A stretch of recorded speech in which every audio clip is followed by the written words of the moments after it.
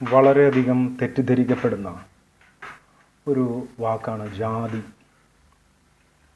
Gender. Karnataka സംഗീതത്തിൽ താളങ്ങളുടെ ജാതി എന്ന് പറയാറുണ്ട്, ജതി എന്ന് പറയാറുണ്ട്. ജൂതൻ എന്ന് പറഞ്ഞാലും അർത്ഥം അത് തന്നെയാണ്.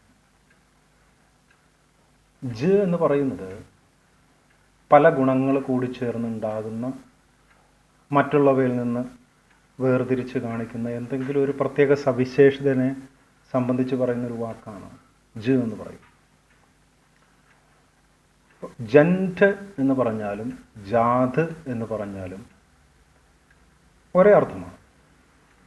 ഇംഗ്ലീഷിലെ ട് എന്ന് പറയുന്ന വാക്കാണ് ഏറ്റവും കൂടുതൽ ഉപയോഗിക്കുന്നത്. അതുകൊണ്ട് ത് എന്ന് പറയുന്നതെല്ലാം ട് ആയി മാറും. ഭൂമിയിലുള്ള എല്ലാ ഭാഷകളുടെയും ഉത്ഭവ ഭാഷയായിട്ടുള്ള സസംഗ ശബ്ദ ബോധവർഷം എന്ന ഭാഷ, അത് ഭാഷയല്ല, അതൊരു സബ്സ്ട്രേറ്റ് കോഡിംഗ് പാറ്റേൺസാണ്. അതിൽ നിന്നാണ് എല്ലാം ഉണ്ടായിട്ടുള്ളത്. എനിവേ, ജാതി എന്ന് പറയുന്നത് ഏതെങ്കിലും ഒന്നിൽ നിന്ന് മറ്റൊന്നിനെ വേർതിരിച്ച് കാണിക്കുന്ന എന്തെങ്കിലും ഒരു പ്രത്യേകത, അതിൻ്റെ അടിസ്ഥാനത്തിൽ ഉണ്ടാകുന്ന ഒരു കാറ്റഗറി, അതിനെയാണ് ജാതി, ജെൻഡർ എന്ന് പറയും. അപ്പം അതിൽ നമ്മൾ അദ്വൈതാർത്ഥം, ഞാനും നീയും അദ്വൈതാർത്ഥമാണ്. 7 കാര്യങ്ങൾ കൂടിച്ചേരുന്നതാണ് ഞാനും നീയും. അതാണ് മൃഗങ്ങളിൽ നിന്നും സസ്യങ്ങളിൽ നിന്നും പദാർത്ഥ രൂപങ്ങളിൽ നിന്നും വേർതിരിച്ച് കാണിക്കുന്ന കോമൺ ആയിട്ടുള്ള പേര് അദ്വൈതാർത്ഥം എന്നാണ്. മറ്റ് വാക്കുകളെല്ലാം തന്നെ, നമ്മളെ അഡ്രസ്സ് ചെയ്യുന്ന വാക്കുകളെല്ലാം തന്നെ പദാർത്ഥങ്ങളെയോ സസ്യങ്ങളെയോ മൃഗങ്ങളെയോ സംബന്ധിക്കുന്ന വാക്കുകളാണ്. ഉദാഹരണത്തിന് പൗരൻ, ഹ്യൂമൻ, മനുഷ്യൻ, ഫീമെയിൽ, എൻറ്റിറ്റി, ഇങ്ങനെ പോകുന്ന വാക്കുകൾ, പീപ്പിൾ, മാൻ, വുമൺ, ഇതെല്ലാം ഒരർത്ഥത്തിൽ തെറി വാക്കുകളാണ്. അപ്പോൾ അദ്വൈതാർത്ഥങ്ങളെ സംബന്ധിച്ചിടത്തോളം 2 തരത്തിലാണ് അത് പ്രകടമാവുന്നത്. ഒന്ന്, ശരീരത്തിൻ്റെ ബാഹ്യമായ കാര്യങ്ങളെ സംബന്ധിച്ചിട്ടാവുന്ന ഒരു കാറ്റഗോറിക്കലായിട്ട് നമ്മൾ സംസാരിക്കുമ്പോൾ ശരീരത്തിൻ്റെ പ്രവർത്തനങ്ങൾ, അല്ലെങ്കിൽ ശരീരത്തിൻ്റെ ബാഹ്യമായിട്ടുള്ളത്, ശരീരത്തെ മാത്രം സംബന്ധിച്ചിട്ടുള്ളത്, അതിൻ്റെ ജാതി എന്ന് പറഞ്ഞാൽ നമ്മൾ ഇപ്പം അതിൽ ഞാൻ എഴുതിയിരിക്കുന്നത് പോലെ, ചിത്രത്തിൽ കാണിച്ചിരിക്കുന്നത് പോലെ, എം എന്ന് പറഞ്ഞ് ഉദ്ദേശിക്കുന്നത് ശരീരത്തെ, അരൂപം എന്നുള്ള അർത്ഥത്തിൽ. നിറം നമുക്കറിയാം, ഏകദേശം ഒരേ നിറത്തിലുള്ള പല കാറ്റഗറിയിൽപ്പെട്ട ആൾക്കാർ ഭൂമിയിലുണ്ട്. നല്ല കറുപ്പ് നിറമുള്ളവരുണ്ട്, പിന്നെ കറുപ്പും ഒരു ടാൻ നിറമുള്ളവരുണ്ട്, പിന്നെ ഒരു ബ്രൗൺ നിറമുള്ളവരുണ്ട്, പിന്നെ വേറൊരു നിറം, ഒരു വിളറിയ നിറം. നമ്മൾ അതിനെ വെളുപ്പ് എന്ന് പറയണം. വെളുപ്പെന്ന് പറയുന്ന നിറം ഇല്ല. നിങ്ങൾ ശരിക്കും ഒന്ന് ബോധത്തോടെ ആലോചിച്ച് നോക്കൂ. വെളുപ്പെന്ന് പറഞ്ഞ് നമ്മൾ പഠിക്കുന്നത് A4 സൈസിൽ പ്രിൻ്റ് ചെയ്യാൻ എടുക്കുന്ന പേപ്പറാണ് വെളുപ്പെന്ന് പറഞ്ഞാൽ. അതിനെ മാറ്റിമറിച്ചുകൊണ്ട് വേറെ എന്തോ ഒരു പ്രത്യേക നിറം, നമുക്കതിനെ ഡിഫൈൻ ചെയ്യാൻ പറ്റില്ല, അതിനെ നമ്മൾ വെളുത്തെന്ന് വിളിക്കുവാണ്. അത് വെളുപ്പല്ലത്. വളരെ മോശമായിട്ടുള്ള, അതായത് മനുഷ്യൻ എന്തുമാത്രം അധപ്പതിച്ചിരിക്കുന്നു എന്നുള്ളതിൻ്റെ തെളിവാണ് അതിനെ വെളുപ്പെന്ന് വിളിക്കുന്നത്. കറുപ്പ് റിയലാണ്, കറുപ്പുള്ള നിറമാണ്. നല്ല കറുപ്പുള്ള ആൾക്കാർ ആഫ്രിക്കയിൽ പോയി കഴിഞ്ഞാൽ നല്ല കറുത്തിരിക്കുന്ന ആൾക്കാരെ കാണാം. അത് കറുപ്പ് റിയലാണ്. മറ്റേതെങ്ങനെ വെളുപ്പാവണം? അത് വെളുപ്പല്ലത്. അപ്പം അത് വേറെന്തോ അതിനെ ഡിഫൈൻ ചെയ്യാൻ പറ്റുന്നില്ല. അപ്പം എനിവേ, ഇങ്ങനെ പല രീതിയിൽ നിറത്തിൻ്റെ കാര്യങ്ങൾ പറയും.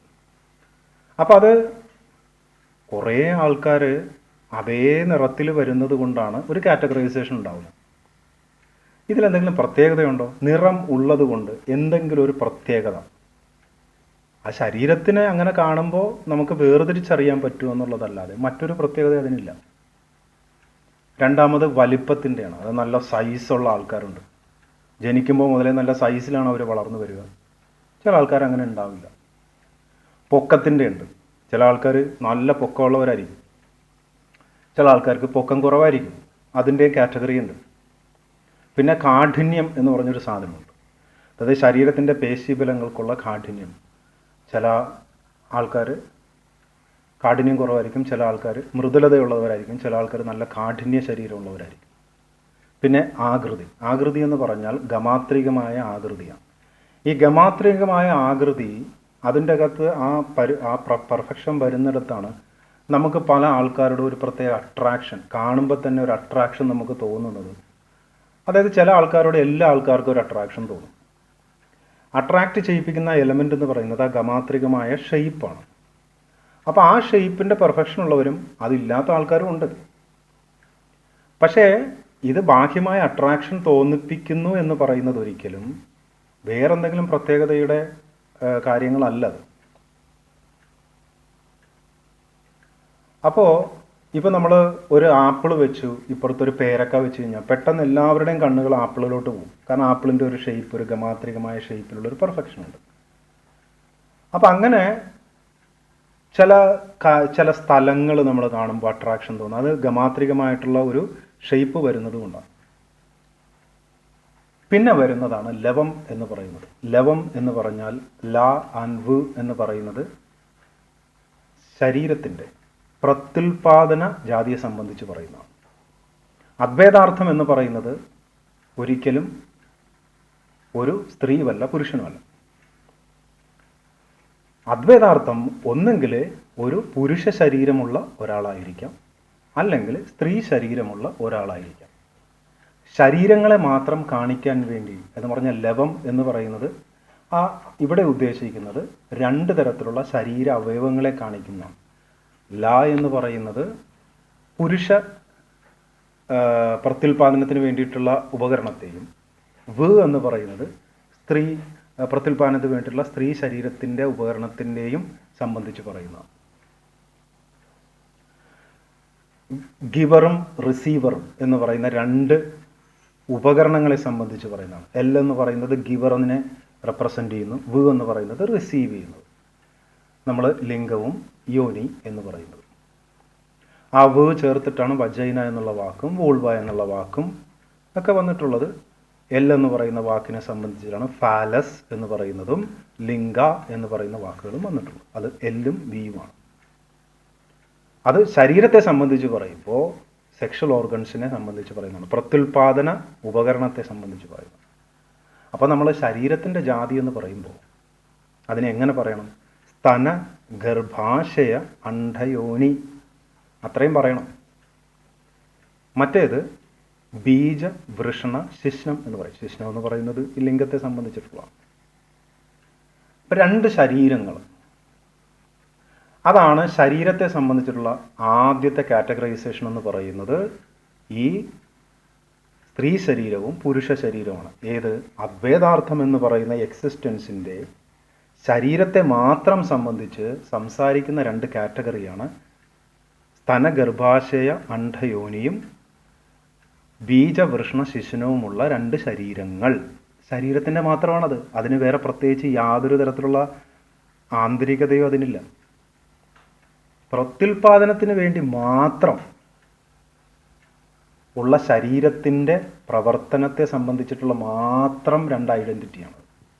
ഐഡൻറ്റിറ്റി എന്ന് പറയാൻ പാടില്ല, മാത്രമുള്ള ജാതിയാണ്. പിന്നെയാണ് നിറത്തിൻ്റെ വരുന്നത്, വലിപ്പത്തിൻ്റെ വരുന്നത്, പൊക്കത്തിൻ്റെ വരുന്നത്, കാഠിന്യത്തിൻ്റെ വരുന്നത്, ആകൃതിയുടെ വരുന്നത്. ഇങ്ങനെ പലതരത്തിലും നമുക്ക് ഇങ്ങനെ ബാഹ്യമായ കാര്യങ്ങൾ വെച്ചിട്ട് കാറ്റഗറൈസ് ചെയ്ത് കാണാൻ പറ്റും. പക്ഷെ ഇതൊന്നും അദ്വൈതാർത്ഥത്തെ സംബന്ധിക്കുന്നതല്ലത്. എന്ന് പറഞ്ഞാൽ അദ്വൈതാർത്ഥം എന്ന് പറയുന്ന യഥാർത്ഥത്തിലുള്ള എക്സിസ്റ്റൻസിൽ ഇതൊന്നും ഇമ്പോർട്ടൻ്റ് അല്ല. ഇപ്പോൾ ശരീരത്തിൻ്റെ കാഠിന്യം എപ്പോഴാണ് ഇമ്പോർട്ടൻ്റ് ആവുന്നത്? സോൾജേഴ്സ് ആകാൻ പോകുന്ന ആൾക്കാർക്കും പോലീസ് ആകാൻ പോകുന്ന ആൾക്കാർക്കും, പ്രത്യേകിച്ച് താഴത്തെ തട്ടിൽ നിൽക്കുന്ന സോൾജേഴ്സും പോലീസുകാർക്കും ശരീരത്തിന് നല്ല കാഠിന്യം വേണം, അത്യാവശ്യം പൊക്കം വേണം, വലിപ്പം ഉണ്ടെങ്കിൽ നല്ലതാണ്. അവിടെ ആകൃതിയും നിറത്തിനും പ്രാധാന്യമില്ല. അതേസമയം ഒരു അഭിനേതാവായി പോകുന്ന ഒരാൾക്ക് ജിയോമെട്രിക്കലായിട്ടുള്ള അല്ലെങ്കിൽ ഗമാത്രികമായിട്ടുള്ള ആകൃതി ഉണ്ടെങ്കിലാണ് അവരെപ്പോഴും എല്ലാവരും അവരെ കാണുമ്പോൾ അട്രാക്ഷൻ തോന്നണം. അങ്ങനെ ഒരാൾ വെച്ചിട്ടേ അത് മുമ്പോട്ട് കൊണ്ടുപോകാൻ പറ്റുള്ളൂ. ഫാഷൻ ഇൻഡസ്ട്രിയിലാണെങ്കിലും അതിന് നിറം ചില സ്ഥലങ്ങളിൽ ഇമ്പോർട്ടൻ്റ് ആണ്, ചില സ്ഥലങ്ങളിൽ ഇമ്പോർട്ടൻ്റ് അല്ല. ഇപ്പോൾ നമ്മുടെ ഇവിടെ എടുത്തു കഴിഞ്ഞാൽ സിനിമകളിലെ എല്ലാ ഹീറോസും സോ കോൾഡ് വെളുത്ത നിറമുള്ള ആൾക്കാരാണ്. എന്തുകൊണ്ടാണ്? അത് ഇന്ത്യ മുഴുവൻ എടുത്തു കഴിഞ്ഞാൽ അതാണല്ലോ. കാരണം ഇന്ത്യക്കാർക്ക് അഭിനയമല്ല ഇമ്പോർട്ടൻ്റ്. ഇന്ത്യക്കാർക്ക് ഒരു ദേവനെ കാണണം. ഏത്? ഒരു ദൈവത്തിൻ്റെ അവതാരമായിട്ടുള്ള ഒരാളെ കാണണം. അതാണ് സിനിമ ഇന്ത്യക്കാരെ സംബന്ധിച്ചിടത്തോളം. അപ്പോൾ കറുത്ത നിറമുള്ള ഒരാൾ വന്നാൽ ശരിയാവില്ല. കറുത്ത നിറമുള്ള ദൈവത്തെ സങ്കല്പിക്കാൻ പറ്റുമോ? പറ്റില്ല. അപ്പം അതുകൊണ്ടാണ് ഇവിടെയുള്ള ആളുകൾക്ക് ഈ പറയുന്ന വെളുത്ത നിറം ഇമ്പോർട്ടൻ്റ് ആവുന്നത്. സോ കോൾഡ് വെളുത്ത നിറം, അത് വെളുപ്പൊന്നുമല്ല കേട്ടോ. അത് ഏതോ കള്ളന്മാരാണ് ആ വൈറ്റ് എന്നുള്ള പേര് അതിൻ്റെ ചേർത്ത്. അത് വൈറ്റ് എന്നല്ല അതിനെ വിളിക്കേണ്ട. അതിന് നമ്മൾ വേറെ എന്തെങ്കിലും പേര് വിളിക്കണം. അത് കണ്ടുപിടിക്കണം, എത്രയും പെട്ടെന്ന് കണ്ടുപിടിക്കണം. നിങ്ങളൊരു വൈറ്റ് പേപ്പർ എടുത്ത് വെച്ചിട്ട് ഇപ്പുറത്ത് വെളുത്ത നിറം എന്ന് പറയുന്ന ഒരാളെ മുമ്പിൽ വെച്ചിട്ട് നോക്കും, ഒരേ നിറമാണോ ഇരിക്കുന്നത്, പിന്നെ എങ്ങനെ അതിനെ വിളിക്കുക? അപ്പോൾ ഇത് ശരീരത്തിൻ്റെ അപ്പിയറൻസിനെ മാത്രം സംബന്ധിച്ചിട്ടാണ്. പ്രത്യേകിച്ച് പ്രത്യുൽപാദന ജാതിക്ക് വേണ്ടിയിട്ട് കൊടുത്ത പേരുകളാണ് ഏത്? നമ്മൾ ആണ് പെണ്ണ് എന്ന് പറയുന്നത്, ലവം എന്ന് പറയുന്ന ആ ശരീര ജാതിയെ സംബന്ധിച്ചിട്ടുള്ള ശരീരം മാത്രം. അതേപോലെ സ്ത്രീ പുരുഷൻ എന്ന് പറയുന്നതിൻ്റെ കാരണം പുരു എന്ന് പറയുന്ന എന്താണ്? പുരും അല്ലെങ്കിൽ പരം എന്ന് പറഞ്ഞാൽ എല്ലാത്തിൻ്റെ തുടക്കമായിട്ടുള്ള ഊർജത്തിൻ്റെ ചലനം ആ കൊടുക്കുന്നത് ശേഖരിച്ച് വെച്ചിരിക്കുന്ന സ്ഥലം. അതാണ് പുരുഷം എന്ന് പറഞ്ഞാൽ. അതുള്ളവനെ ആണ് നമ്മൾ ആ ഉള്ള ശരീരത്തെ വിളിക്കുന്ന പേരാണ് പുരുഷൻ. നമ്മൾ പുരുഷൻ എന്ന് പറഞ്ഞാൽ ശരീരത്തെ വിളിക്കുന്ന പേരാണ്. ഇനി ആ സാധനം എടുത്ത് അതിനെ സ്ത്രാ ചെയ്യുക എന്ന് പറയും. സ്ത്രാ ചെയ്യുക എന്ന് പറഞ്ഞാൽ എന്താണ്? ഇപ്പോൾ സ്ത്രായിലെ അക്ഷരങ്ങളൊന്നും എടുത്ത് നോക്കിയേ. സ് ത് റ എന്നാണ് സ്ത്രാ. സ്റ്റാർ എന്ന് പറയും, മനസ്സിലായോ? സ്റ്റാർ അത് തന്നെയാണ് സത്തറ. സ്ത്രാ ചെയ്യുക. സ്ത്രാ ചെയ്യുക എന്ന് പറഞ്ഞാൽ നമ്മളിപ്പോൾ ക്രിസ്മസിനൊക്കെ സ്റ്റാർ ഉണ്ടാക്കുമ്പോൾ എന്താ ചെയ്യുക? നമ്മൾ അതിൻ്റെ ആകൃതിയും മറ്റുള്ള കാര്യങ്ങളൊക്കെ കൊടുത്ത് അതിനെ രൂപമാക്കി മാറ്റുമ്പോഴാണ് അതൊരു സ്റ്റാറായി മാറുന്നത്. അതിൻ്റെ അങ്ങോട്ടും ഇങ്ങോട്ടുള്ള ദിശകളും കാര്യങ്ങളൊക്കെ കൊടുത്ത് അവിടെ നമ്മൾ പേപ്പർ ഒട്ടിച്ച് ഒരു രൂപത്തിലാക്കി മാറ്റുകയാണ് സ്ത്രാ ചെയ്യുക. അപ്പോൾ ബീജത്തെ സ്ത്രാ ചെയ്യുന്നത് ആരാണ്? ഗർഭപാത്രം. ആ ശരീരമാണ് സ്ത്രാ ചെയ്യുന്നത്. ആ ശരീരമാണ് അത് ചെയ്യുന്നത്. നമ്മളൊന്നും അറിയണ്ട. ഇപ്പം എനിക്ക് ഈ പറയുന്ന എന്ന് പറയുന്ന സ്ഥാനഗർഭാശയ അണ്ടയോനിയുള്ള ഒരു ശരീരമാണ് എനിക്കുള്ളെങ്കിൽ ഞാനല്ല അത് ചെയ്യുന്നത്. ആ ശരീരം തനിയെ ചെയ്യുന്നതാണ്. അത് ഞാൻ പ്രത്യേകിച്ച് പണിയൊന്നും ചെയ്യേണ്ട ആവശ്യമില്ല. അപ്പോൾ സ്ത്രാ ചെയ്യുന്ന ശരീരത്തെ സ്ത്രീ എന്നും പുരുഷമായി നിർത്തിയിരിക്കുന്ന ശരീരത്തെ പുരുഷനെന്നും വിളിക്കുന്നു. ഇനി മെയിൽ ഫീമെയിൽ എന്ന് പറഞ്ഞാലോ? മെയിൽ എന്ന് പറഞ്ഞാൽ ഞാൻ നേരത്തെ പറഞ്ഞില്ലേ എല്ല്. ഫീമെയിൽ എന്ന് പറഞ്ഞാൽ എന്താ? ഫീമെയിൽ എന്ന് പറഞ്ഞാൽ ഒരു തെറിവാക്കാണ്. അത് വി മെയിൽ എന്നാണ് പറയേണ്ടത്. അത് കുറച്ച് വിശദമായി പറയേണ്ട കാര്യം. ഞാൻ വേറൊരു വീഡിയോയിൽ നമ്മളെ വിളിക്കുന്ന തെറിവാക്കുകളിൽ ഫീമെയിൽ എന്നുള്ള വാക്ക് വരുന്നുണ്ട്. അത് വളരെ വൾഗറായിട്ട് വിളിക്കുന്ന പേരാണ്. വൾഗർ എന്ന് പറഞ്ഞു കഴിഞ്ഞാൽ വൃത്തികെട്ട എന്നുള്ള അർത്ഥത്തിലാണ് ഫീമെയിൽ എന്ന് പറഞ്ഞാൽ. ആ ശരീരത്തെ നമ്മൾ വൃത്തികെട്ട രീതിയിൽ പറയുന്നതാണ്. വി മെയിൽ എന്നാണ് പറയേണ്ടത്. അപ്പോൾ ഇവിടെ ഒന്നും അദ്വൈതാർത്ഥത്തിൻ്റെ ആന്തരികമായ യാതൊരു കാര്യങ്ങളും ഇവിടെ സംസാരിക്കുന്നില്ല. കാരണം അദ്വൈതാർത്ഥത്തിന് സ്ത്രീയും പുരുഷനും ഇല്ല. അപ്പോൾ ശരീരത്തിൻ്റെ പ്രത്യുൽപാദനത്തിന് വേണ്ടി മാത്രമുള്ളതാണ് ഏത്? നമ്മൾ സ്ത്രീ പുരുഷൻ എന്ന് പറഞ്ഞാൽ. അല്ലാണ്ട് സ്ത്രീക്കും പുരുഷനും പ്രത്യേകമായിട്ടുള്ള ആന്തരികമായ ഗുണങ്ങളൊന്നും ഈ ശരീരം ഉള്ളത് കൊണ്ടോ ആ ശരീരം ഉള്ളത് കൊണ്ടോ പ്രത്യേകമായിട്ട് ആന്തരിക ഗുണങ്ങളൊന്നുമില്ല. ആന്തരിക ഗുണങ്ങൾ ഞാൻ ഇപ്പുറത്ത് എഴുതിയിരിക്കുന്നുണ്ട്. ആ എന്ന് പറഞ്ഞിട്ട് അതിലോട്ട് ചേർത്ത് വെച്ചിരിക്കുന്നതാണ് ആന്തരിക ഗുണങ്ങൾ. അത് ഞാൻ വിശദീകരിക്കാം. അതൊന്നും ഇതിനെ ബാധിക്കുന്ന കാര്യമില്ല. അതായത് ഞാൻ ആ എന്ന് പറഞ്ഞ് ഉള്ള ഡിറക്ഷനിൽ വെച്ചിരിക്കുന്ന ഗുണങ്ങളൊന്നും നിറമോ വലിപ്പമോ, ശരീരത്തിൻ്റെ നിറമോ വലിപ്പമോ പൊക്കമോ കാഠിന്യമോ ആകൃതിയുമോ അല്ലെങ്കിൽ ലവം, ഇതിനെ ഒന്നും ബാധിക്കുന്ന കാര്യമോ സംബന്ധിക്കുന്ന കാര്യമോ അല്ല. വെറും ശരീരത്തെ ഐഡൻറ്റിഫൈ ചെയ്യാൻ വേണ്ടി മാത്രം ഉപയോഗിക്കുന്ന വാക്കാണ് മാൻ വുമൺ. മാൻ വുമൺ എന്ന് പറഞ്ഞാൽ ശരിക്കും പറഞ്ഞാൽ ഒരു തെറി വാക്കാണ്. മാൻ എന്ന് പറഞ്ഞാൽ പദാർത്ഥ ബോധത്തിൽ ജീവിക്കുന്ന മൃഗം എന്നുള്ള അർത്ഥമാണ്. മൃഗമെന്നാണ് മാനിൻ്റെ വാക്കിൻ്റെ അർത്ഥം. അപ്പം മാൻ എന്ന് പറഞ്ഞ കോമൺ വാക്കാണല്ലേ. ഇവിടെ മാനുണ്ട്, വു മാനുണ്ട്, മാൻ വു മാൻ എന്നാണ്. അപ്പോൾ വു എന്താണ്? വൂംബ് മാൻ, ഗർഭമുള്ള മാൻ. അപ്പോൾ മാനാണ് കോമൺ വാക്ക്. അതിൻ്റെ അർത്ഥം എന്താ? പദാർത്ഥ ബോധത്തിൽ ലയിച്ചവൻ എന്ന് പറഞ്ഞാൽ മൃഗം. മൃഗമെന്നാണ് മാൻ എന്നുള്ള വാക്കിൻ്റെ അർത്ഥം.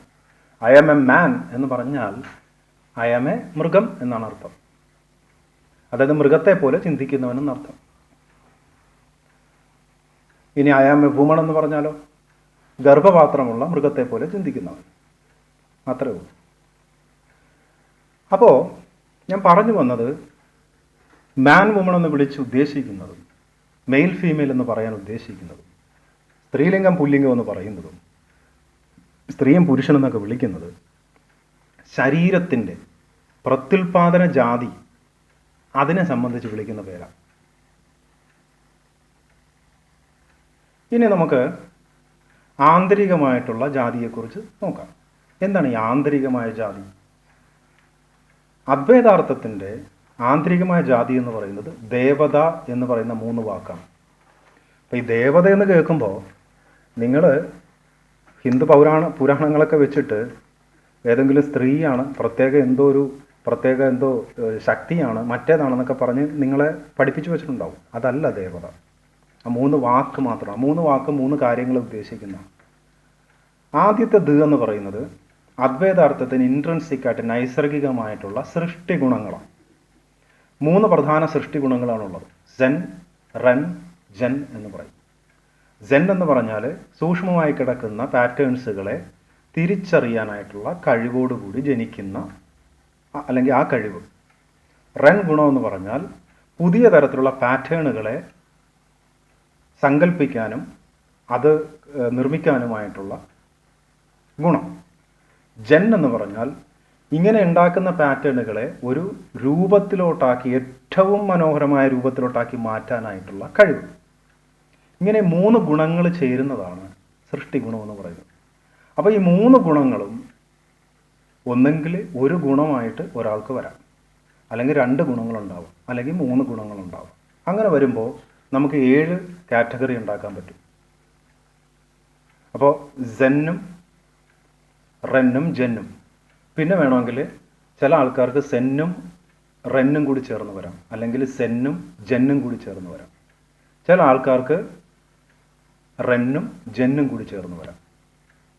ചില ആൾക്കാർക്ക് ഇത് 3ഉം വരാം. അങ്ങനെ വരുമ്പോഴാണ് 7 ആവുന്നത്. അപ്പോൾ അല്ലെങ്കിൽ ഓരോന്നായിട്ടും വരാം, ഓരോന്നായിട്ട്, 2 3 ഇതാണ് ഒരു കാര്യം. ഇത് അടിസ്ഥാനമായിട്ടുള്ള സൃഷ്ടി ഗുണമാണ്. രണ്ടാമത്തെ ദ് എന്ന് പറയുന്നത് ഗുണരസബോധമാണ്. അതായത് നമുക്ക് ചുറ്റുമുള്ള ആവിഷ്കരിക്കപ്പെട്ടിരിക്കുന്ന എല്ലാ വസ്തുക്കളിലും ഓരോരോ ഗുണങ്ങളുണ്ട്. ഈ ഗുണങ്ങളെ സൂക്ഷ്മമായിട്ട് അത് മറ്റൊന്നിൽ നിന്നും വേർതിരിക്കുന്ന കാര്യങ്ങളും അതിൻ്റെ സ്വഭാവത്തെയുമൊക്കെ വേർതിരിച്ച് സൂക്ഷ്മമായിട്ട് മനസ്സിലാക്കാനായിട്ടുള്ള കഴിവിനെയാണ് ഗുണരസബോധം എന്ന് പറയുന്നത്. ആ ഗുണരസബോധം ഉള്ളതുകൊണ്ട് അദ്വൈതാർത്ഥവും മൃഗങ്ങളും തമ്മിൽ വേർതിരിക്കപ്പെടുന്നത്. നേരത്തെ പറഞ്ഞ പോലെ സൃഷ്ടി ഗുണങ്ങൾ മൃഗങ്ങൾക്കില്ല. ഈ പറഞ്ഞ 3 ഗുണങ്ങളും മൃഗങ്ങൾക്കില്ല. ചില മൃഗങ്ങൾക്ക് നൈസർഗികമായിട്ട് ചില കൂടുകളൊക്കെ വെക്കാനായിട്ടുള്ള ഒരു ഇതുണ്ട്. അതും വേണമെങ്കിൽ അതിൽ പെടുത്താമെങ്കിലും, പക്ഷെ അത് ഒരു ലിമിറ്റഡാണ്. അത് കഴിഞ്ഞാൽ പിന്നെ അങ്ങോട്ട് പോകാറില്ല. പക്ഷെ നമ്മൾക്ക് അങ്ങനെയല്ല. അദ്വൈതാർത്ഥങ്ങൾക്ക് അതിൻ്റെ ഏറ്റവും വലിയ അവസ്ഥയിൽ പോകാനായിട്ടുള്ള കപ്പാസിറ്റിയോട് കൂടിയാണ് ജനിക്കുന്നത്. ഇനി ഒരു കാര്യം ഇതിലൂടെ പറയണം. ഇതൊന്നും അച്ഛനും അമ്മയിൽ നിന്നും വരുന്നതല്ല, ജനിതക പാരമ്പര്യത്തിൽ നിന്ന് വരുന്നതല്ല. അത് വേറൊരു തെറ്റിദ്ധാരണയാണ്, കള്ളത്തരമാണ്. ജനിതകമായിട്ട് ഒരു സൃഷ്ടി ഗുണങ്ങളും കൈമാറ്റം ചെയ്യപ്പെടില്ല. അതുപോലെ ഗുണരസബോധം എന്ന് പറയുന്നതും കൈമാറ്റം ചെയ്യപ്പെടില്ല. അപ്പോൾ ഇത് രണ്ടും നമ്മളെ മൃഗങ്ങളിൽ നിന്ന് വേർതിരിക്കും. 3ാമത്തെ വേർതിരിക്കുന്ന കാര്യം ആവിഷ്കാരമായി സംബന്ധിച്ചിട്ടുണ്ട്. കാരണം ഇത് രണ്ടും ആന്തരികമായിട്ട് നിൽക്കുന്നതാണെങ്കിൽ ഇനി അത് ആവിഷ്കരിക്കപ്പെടുന്നത് എങ്ങനെയാണ്? അത് 3 സൃഷ്ടി മേഖലകളാണ് നമുക്കുള്ളത്. എന്താണ്? 1 വസ്തു നിർമ്മാണ മേഖല, 2 ഇന്ദ്രിയ രസവിദ്യാ മേഖല, 3 വ്യവസ്ഥാ മേഖല. ഇതിനെക്കുറിച്ചൊക്കെ ഡീറ്റെയിൽ ആയിട്ട് ഞാൻ പിന്നീട് പറയാം. വസ്തു നിർമ്മാണ മേഖല എന്ന് പറഞ്ഞാൽ പെട്ടെന്ന് നിങ്ങൾക്ക് മനസ്സിലാക്കാനായിട്ട് ആർക്കിടെക്റ്റ് മേഖല, ഇലക്ട്രോണിക് മേഖല, കമ്പ്യൂട്ടർ മേഖല, അല്ലെങ്കിൽ ഇലക്ട്രിക്കൽ മേഖല, ബിൽഡിങ്ങുകൾ ഉണ്ടാക്കുന്നതാണ് ആർക്കിടെക്റ്റ്. പിന്നെ മെക്കാനിക്കൽ മേഖല, ഈവൻ ശരീരത്തിൻ്റെ ഘടനയെ സംബന്ധിച്ചിട്ടുള്ളത്, ആന്തരികമായ ഘടനകൾ, അതൊരു മെക്കാനിക്സാണ് ശരീരത്തിൻ്റെ, അതുപോലെ സസ്യത്തിൻ്റെ, മൃഗത്തിൻ്റെ, ഇതിൻ്റെയുള്ള ആ ഫീൽഡുകൾ. ഇതാണ് ഈ വസ്തു നിർമ്മാണ മേഖലയുമായി നമ്മൾ മനസ്സിലാക്കുന്നതും അതേപോലെ നമ്മൾ ഉണ്ടാക്കുന്നതുമായിട്ടുള്ള മേഖലയാണ്. 2 ഇന്ദ്രിയ രസവിദ്യാ മേഖലയാണ്. അതിൻ്റെ അകത്താണ് മ്യൂസിക്, ചിത്രകല, നാട്യം, നൃത്തം, അതേപോലെ പെർഫ്യൂമിൻ്റെ ഇൻഡസ്ട്രി, രുചിയുടെ ലോകം, ഇങ്ങനെ പോകുന്ന കാര്യങ്ങളെല്ലാം ഇന്ദ്രിയങ്ങൾക്ക് രസമുണ്ടാക്കുന്ന മേഖല. 3 വ്യവസ്ഥാ മേഖലയാണ്. വാക്കുകൾ കൊണ്ടുണ്ടാക്കുന്ന അസ്തിത്വം, അതാണ് വ്യവസ്ഥ എന്ന് പറഞ്ഞ അസ്ത് എന്നാണ്. ഗവൺമെൻറ് ഒരു വ്യവസ്ഥയാണ്. അതുപോലെ ഒരു കമ്പനി സ്റ്റാർട്ട് ചെയ്യുമ്പോൾ ആ കമ്പനി എന്ന് പറയുന്നത് ഒരു വ്യവസ്ഥയാണ്. മനസ്സിലായി? അപ്പോൾ ഇതൊക്കെയാണ് ഈ 3 തലങ്ങളാണ് ആകെ ഭൂമിയിലുള്ള. അപ്പോൾ ഈ ഓരോ വ്യവസ്ഥകൾക്കകത്ത് ഈ ഓരോ സൃഷ്ടി മേഖലകൾക്കകത്തും ഉപമേഖലകളുണ്ട്. ഈ ഉപമേഖലകളുടെ ഈ സൃഷ്ടി ഗുണങ്ങൾ വന്ന് ആവിഷ്കരിക്കപ്പെടുമ്പോഴാണ് ആ ഓരോ മേഖലകളിലും വ്യത്യസ്ത സൃഷ്ടി ഗുണങ്ങളോട് കൂടിയ വ്യത്യസ്തരായിട്ടുള്ള അദ്വൈതാർത്ഥങ്ങൾ ഇവിടെ ആവിഷ്കരിക്കപ്പെടുന്നത്. അവിടെയാണ് നമ്മൾ ഐഡൻറ്റിഫൈ ചെയ്യുന്നത്. ഇപ്പോൾ ഒരാൾക്ക് റെൻ ഗുണം ഉണ്ടാവും, സൃഷ്ടി ഗുണം. ആ റെൻ ഗുണം ഒരു ബിൽഡിങ്ങുകൾ ഉണ്ടാക്കുന്ന ഫീൽഡിൻ്റെ അകത്തോട്ട് വരുമ്പോൾ അയാളെ നമ്മൾ വിളിക്കുന്ന പേരാണ് ആർക്കിടെക്റ്റ് എന്ന് വിളിക്കും. മനസ്സിലായോ? അത് മ്യൂസിക്കിലൂടെ കടന്നു വരികയാണെങ്കിൽ നമ്മളതിനെ കമ്പോസർ എന്ന് പറയും. ഇങ്ങനെ ഓരോ ആവിഷ്കാര മേഖലകളിലൂടെയും വന്നത് ചേരുമ്പോൾ അവിടെയാണ് ഓരോ വ്യക്തികളും വ്യത്യസ്തരായി നിൽക്കുന്നതിൻ്റെ ആകെയുള്ള അടിസ്ഥാനം എന്ന് പറയുന്നത്. അപ്പോൾ ഇതാണ് ആന്തരികമായ ജാതി.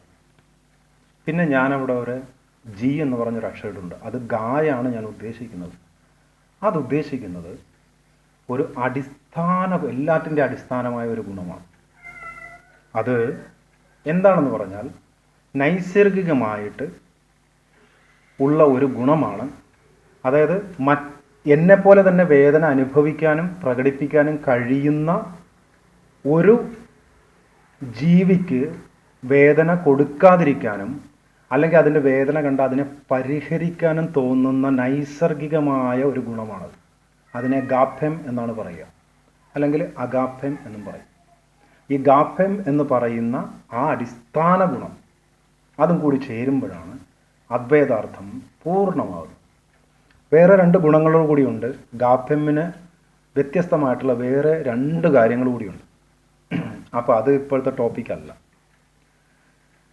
അപ്പോൾ ഇതാണ് ആന്തരികമായിട്ട് അദ്വൈതാർത്ഥങ്ങളെ വ്യത്യസ്തരാക്കുന്ന ആകെയുള്ള ഗുണങ്ങൾ. ഇതിന് ശരീരവുമായി ബന്ധമില്ല. പ്രത്യുൽപാദന ശരീരവുമായിട്ട് അതിന് ബന്ധമുണ്ടോ? ഇല്ല. നിങ്ങളുടെ ആകൃതിക്ക് അതിനുമായിട്ട് ബന്ധമുണ്ടോ? ഇല്ല. ശരീരത്തിൻ്റെ കാഠിന്യവുമായിട്ട് അതിന് ബന്ധമുണ്ടോ? ഇല്ല. പൊക്കവുമായിട്ട് അതിന് ബന്ധമുണ്ടോ? ഇല്ല. വലിപ്പവുമായിട്ട് അതിന് ബന്ധമുണ്ടോ? ഇല്ല. നിറവുമായിട്ട് അതിന് ബന്ധമുണ്ടോ? ഇല്ല.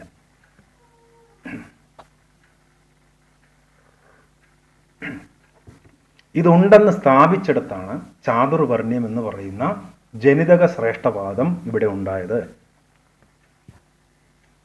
ആന്തരികമായ ഈ ജാതികൾ ശരീരവുമായി ബന്ധപ്പെടുത്തി പറഞ്ഞു. ഒന്ന്, ശരീരത്തിൻ്റെ എന്ത് വെച്ചിട്ട് പറഞ്ഞു? ബാഹ്യമായ കാര്യങ്ങളും അതും കൂടി ബന്ധമുണ്ടെന്ന് സ്ഥാപിച്ചെടുത്തു. രണ്ടാമത്തത്, ഈ ആന്തരികമായ ഗുണങ്ങൾ ശരീരത്തിൻ്റെ ജനിതകത്തിലൂടെ, അതായത് ശരീരത്തിൻ്റെ ബീജത്തിലൂടെ അണ്ടത്തിലൂടെയും പകർന്നു വരുന്നതാണെന്ന് പറഞ്ഞ് കള്ളത്തരം പറഞ്ഞു പഠിപ്പിച്ചു. ഇന്ന് കള്ളശാസ്ത്രം അത് ചെയ്യുന്നുണ്ട്. നിങ്ങൾ സയൻസ് എന്ന് വിളിക്കുന്ന കള്ളശാസ്ത്രം ഇന്ന് അവരത് ചെയ്യുന്നുണ്ട്. ജനിതകത്തിലൂടെ ക്വാളിറ്റികൾ വരുമെന്ന് പറഞ്ഞ് പഠിപ്പിക്കുന്നുണ്ട്. കള്ളത്തരമാണ്. അതെന്തിനാണെന്ന് പറഞ്ഞാൽ ഈ ജനിതക ശ്രേഷ്ഠവാദം നിലനിർത്താൻ വേണ്ടിയിട്ടാണ്. ഇത് രണ്ടാണ്. അപ്പോൾ നിങ്ങൾ ഇങ്ങനെയൊക്കെ കേട്ടിട്ടുണ്ടാവും. സ്ത്രീയെ പോലെ ചിന്തിക്കുക, പുരുഷനെ പോലെ ചിന്തിക്കുക എന്നൊക്കെ പറഞ്ഞു. കള്ളത്തരമാണ്. അങ്ങനെ ഒരു സാധനം ഇല്ല. സ്ത്രീ എന്ന് പറഞ്ഞ് ഒരു എൻറ്റിറ്റി ഭൂമിയിലില്ല. അത് ശരീരം മാത്രമേ ഉള്ളൂ. അതായത് ആന്തരികമായിട്ട് സ്ത്രീയോ പുരുഷനോ ഇല്ല. അദ്വൈതാർത്ഥങ്ങൾ മാത്രമേ ഉള്ളൂ ഇവിടെ. അതൊന്നിനെ സ്ത്രീ ആ ഒരു ബീജത്തെ സ്ത്രാ ചെയ്യാൻ കഴിവുള്ള ഒരു ശരീരത്തോടു കൂടിയായിരിക്കാം ഒരു അദ്വൈതാർത്ഥം നിലനിൽക്കുന്നത്. അല്ലെങ്കിൽ ആ ബീജം പ്രൊഡ്യൂസ് ചെയ്യുന്ന ഒരു ശരീരമായിരിക്കാം ഒരു അദ്വൈതാർത്ഥത്തിനുള്ളത്. അത് രണ്ടും പ്രത്യുൽപാദനത്തെ സംബന്ധിച്ച് പറയുന്നതാണ്. യൂണിവേഴ്സിൽ സ്ത്രീ പുരുഷനെന്നോ മെയിൽ ഫീമെയിൽ എന്ന് പറയുന്ന ഒരു കാര്യം എക്സിസ്റ്റ് ചെയ്യുന്നില്ല. അത് നുണയാണ്. അതേസമയം ഗീവർ ആൻഡ് റിസീവർ എന്ന് പറയുന്ന രണ്ട് ഫെനോമിന മാത്രമേ യൂണിവേഴ്സിലുള്ളൂ. ഗിവറും റിസീവറും. നിങ്ങളിപ്പോൾ എന്നെ കേട്ടുകൊണ്ടിരിക്കുമ്പോൾ നിങ്ങളൊരു റിസീവറാണ്. ഇനി ഞാൻ നിങ്ങളെ കേൾക്കുകയാണെങ്കിൽ ഞാനൊരു റിസീവറായി മാറും. ഞാൻ നിങ്ങളോട് സംസാരിച്ചുകൊണ്ടിരിക്കുമ്പോൾ ഇപ്പോൾ ഞാൻ ഗിവറും നിങ്ങൾ റിസീവറുമാണ്. നിങ്ങൾ എന്നോട് വന്ന് എന്തെങ്കിലും കാര്യം പറയുമ്പോൾ ഞാനത് കേട്ടുകൊണ്ടിരിക്കുകയാണെങ്കിൽ നിങ്ങൾ ഗിവറും ഞാൻ റിസീവറും.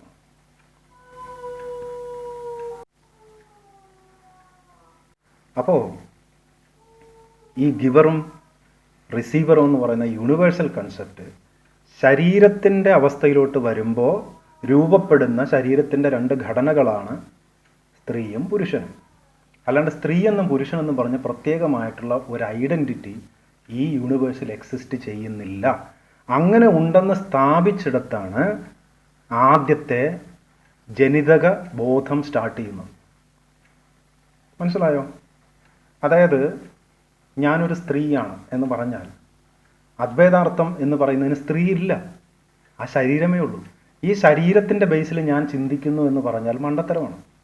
നിങ്ങൾ ഒരു പുരുഷ ശരീരമുള്ള അദ്വൈതാർത്ഥത്തിൻ്റെയും സ്ത്രീ ശരീരമുള്ള ഒരു അദ്വൈതാർത്ഥത്തിൻ്റെയും വായിലോട്ട് ഒരു ടീസ്പൂൺ ഉപ്പെടുത്തിട്ട് കഴിഞ്ഞാൽ രണ്ടുപേരും അനുഭവിക്കാൻ പോകുന്നത് ഒരുപോലെ. നിങ്ങളൊരു കാറ് കാണിച്ചിട്ട് അത് രണ്ടുപേരെയും കാണിച്ചു കഴിഞ്ഞാൽ രണ്ടുപേർക്കും ഒരുപോലെയാണ് അത് എക്സ്പീരിയൻസ് ചെയ്യുക. ഇനി ആ കാറിൻ്റെ മെഷർമെൻറ്റുകൾ എടുക്കാൻ പറഞ്ഞാലോ രണ്ടുപേരും ഒരുപോലെയാണ് മെഷർമെൻറ്റ് എടുക്കുക. ഒരു സസ്യത്തെ കാണിച്ചിട്ട് അതിനെക്കുറിച്ചിട്ടൊന്ന് പഠിച്ചിട്ട് വരാൻ പറഞ്ഞാലോ രണ്ടുപേരും ഒരുപോലെയാണ് കാണുക, അതിൻ്റെ കൺസ്ട്രക്റ്റ് മനസ്സിലാക്കുക. ഒരു വ്യത്യാസവും ഈ യൂണിവേഴ്സിലില്ല. പിന്നെ എങ്ങനെ വന്നു? നമ്മൾ പൊതുവെ സംസാരിക്കുമ്പോൾ സ്ത്രീകൾക്ക് ഇങ്ങനെയാണ് പുരുഷൻ ഇങ്ങനെയാണെന്ന് പറയാം. അങ്ങനെ ഒരു സാധനമില്ല. ആന്തരികമായി സ്ത്രീയും പുരുഷനും എക്സിസ്റ്റ് ചെയ്യുന്നില്ല. അദ്വൈതാർത്ഥം മാത്രമേ ഉള്ളൂ. അപ്പോൾ സ്ത്രീയും പുരുഷനുമുണ്ട് എന്ന് പറഞ്ഞ് നിങ്ങളെ പഠിപ്പിച്ചത് മതങ്ങളും ആത്മീയതകളും കള്ളശാസ്ത്രവുമാണ്. സ്ത്രീയും പുരുഷനും ശരീരത്തിനെ വിളിക്കുന്ന പേരാണ്. സ്ത്രീ എന്ന് പറഞ്ഞാൽ ശരീരത്തെ വിളിക്കുന്ന പേരാണ്. പുരുഷൻ എന്ന് പറഞ്ഞാൽ ശരീരത്തിനെ വിളിക്കുന്ന പേരാണ്. പിന്നെ നമ്മൾ നോക്കിക്കഴിഞ്ഞാൽ ലോകം മുഴുവൻ ഒരു സമയം നോക്കിക്കഴിഞ്ഞാൽ പൊതുവെ സ്ത്രീകൾക്കൊരു കോമൺ സ്വഭാവവും പുരുഷന്മാർക്കൊരു കോമൺ സ്വഭാവവും ഉള്ളതായിട്ട് നമുക്ക് ഫീൽ ചെയ്യാറുണ്ട്. അതങ്ങനെ അത് നമ്മളെ പറഞ്ഞ് പഠിപ്പിച്ചതാണ്, അങ്ങനെ ആക്കിയെടുത്തതാണ്. നിങ്ങൾ പുരുഷ ശരീരമുള്ള ഒരു അദ്വൈതാർത്ഥത്തെ ചെറുപ്പം മുതൽ തന്നെ വീടിൻ്റെ അകത്തിട്ട് പുറത്തോട്ടിറങ്ങാതെ വളർത്തിക്കഴിഞ്ഞാൽ ആ വ്യക്തി 10-30 വയസ്സായി കഴിഞ്ഞാലും വളരെ സെൻസിറ്റീവും ഇമോഷണലും അതേസമയം സമൂഹത്തെ പേടിക്കുന്ന ഒരാളുമായിരിക്കും. ഭയങ്കര പ്രിക്കോഷനായിട്ടായിരിക്കും അയാൾ ജീവിക്കുക. ഭയങ്കര സെൻസിറ്റീവായിരിക്കും, ഭയങ്കര അലേർട്ടായിരിക്കും. ലോകം മുഴുവനും ഈ കാലഘട്ടം അത്രയും സ്ത്രീകളെ വീട്ടിനകത്ത് അടച്ചിട്ടാണ് വളർത്തിയത്. ആ രീതിയിൽ വളർന്നു വന്നതുകൊണ്ട് തന്നെ സ്ത്രീകൾക്ക് രൂപപ്പെട്ടതാണ് ഈ ഇമോഷണലായിട്ടുള്ള സ്റ്റാറ്റസും സെൻസിറ്റിവിറ്റിയും ഈ പറയുന്ന അലേർട്ടായി ഭയപ്പെടുന്ന ഒരവസ്ഥയും. ഇത് ഒരു പുരുഷ ശരീരമുള്ള അദ്വൈതാർത്ഥത്തെ കൊണ്ടേ ഇതുപോലെ വളർത്തിയാൽ ഇതുപോലെ തന്നെ സംഭവിക്കുള്ളൂ. നിങ്ങൾക്ക് ആ പരീക്ഷണം നടത്തി നോക്കാം.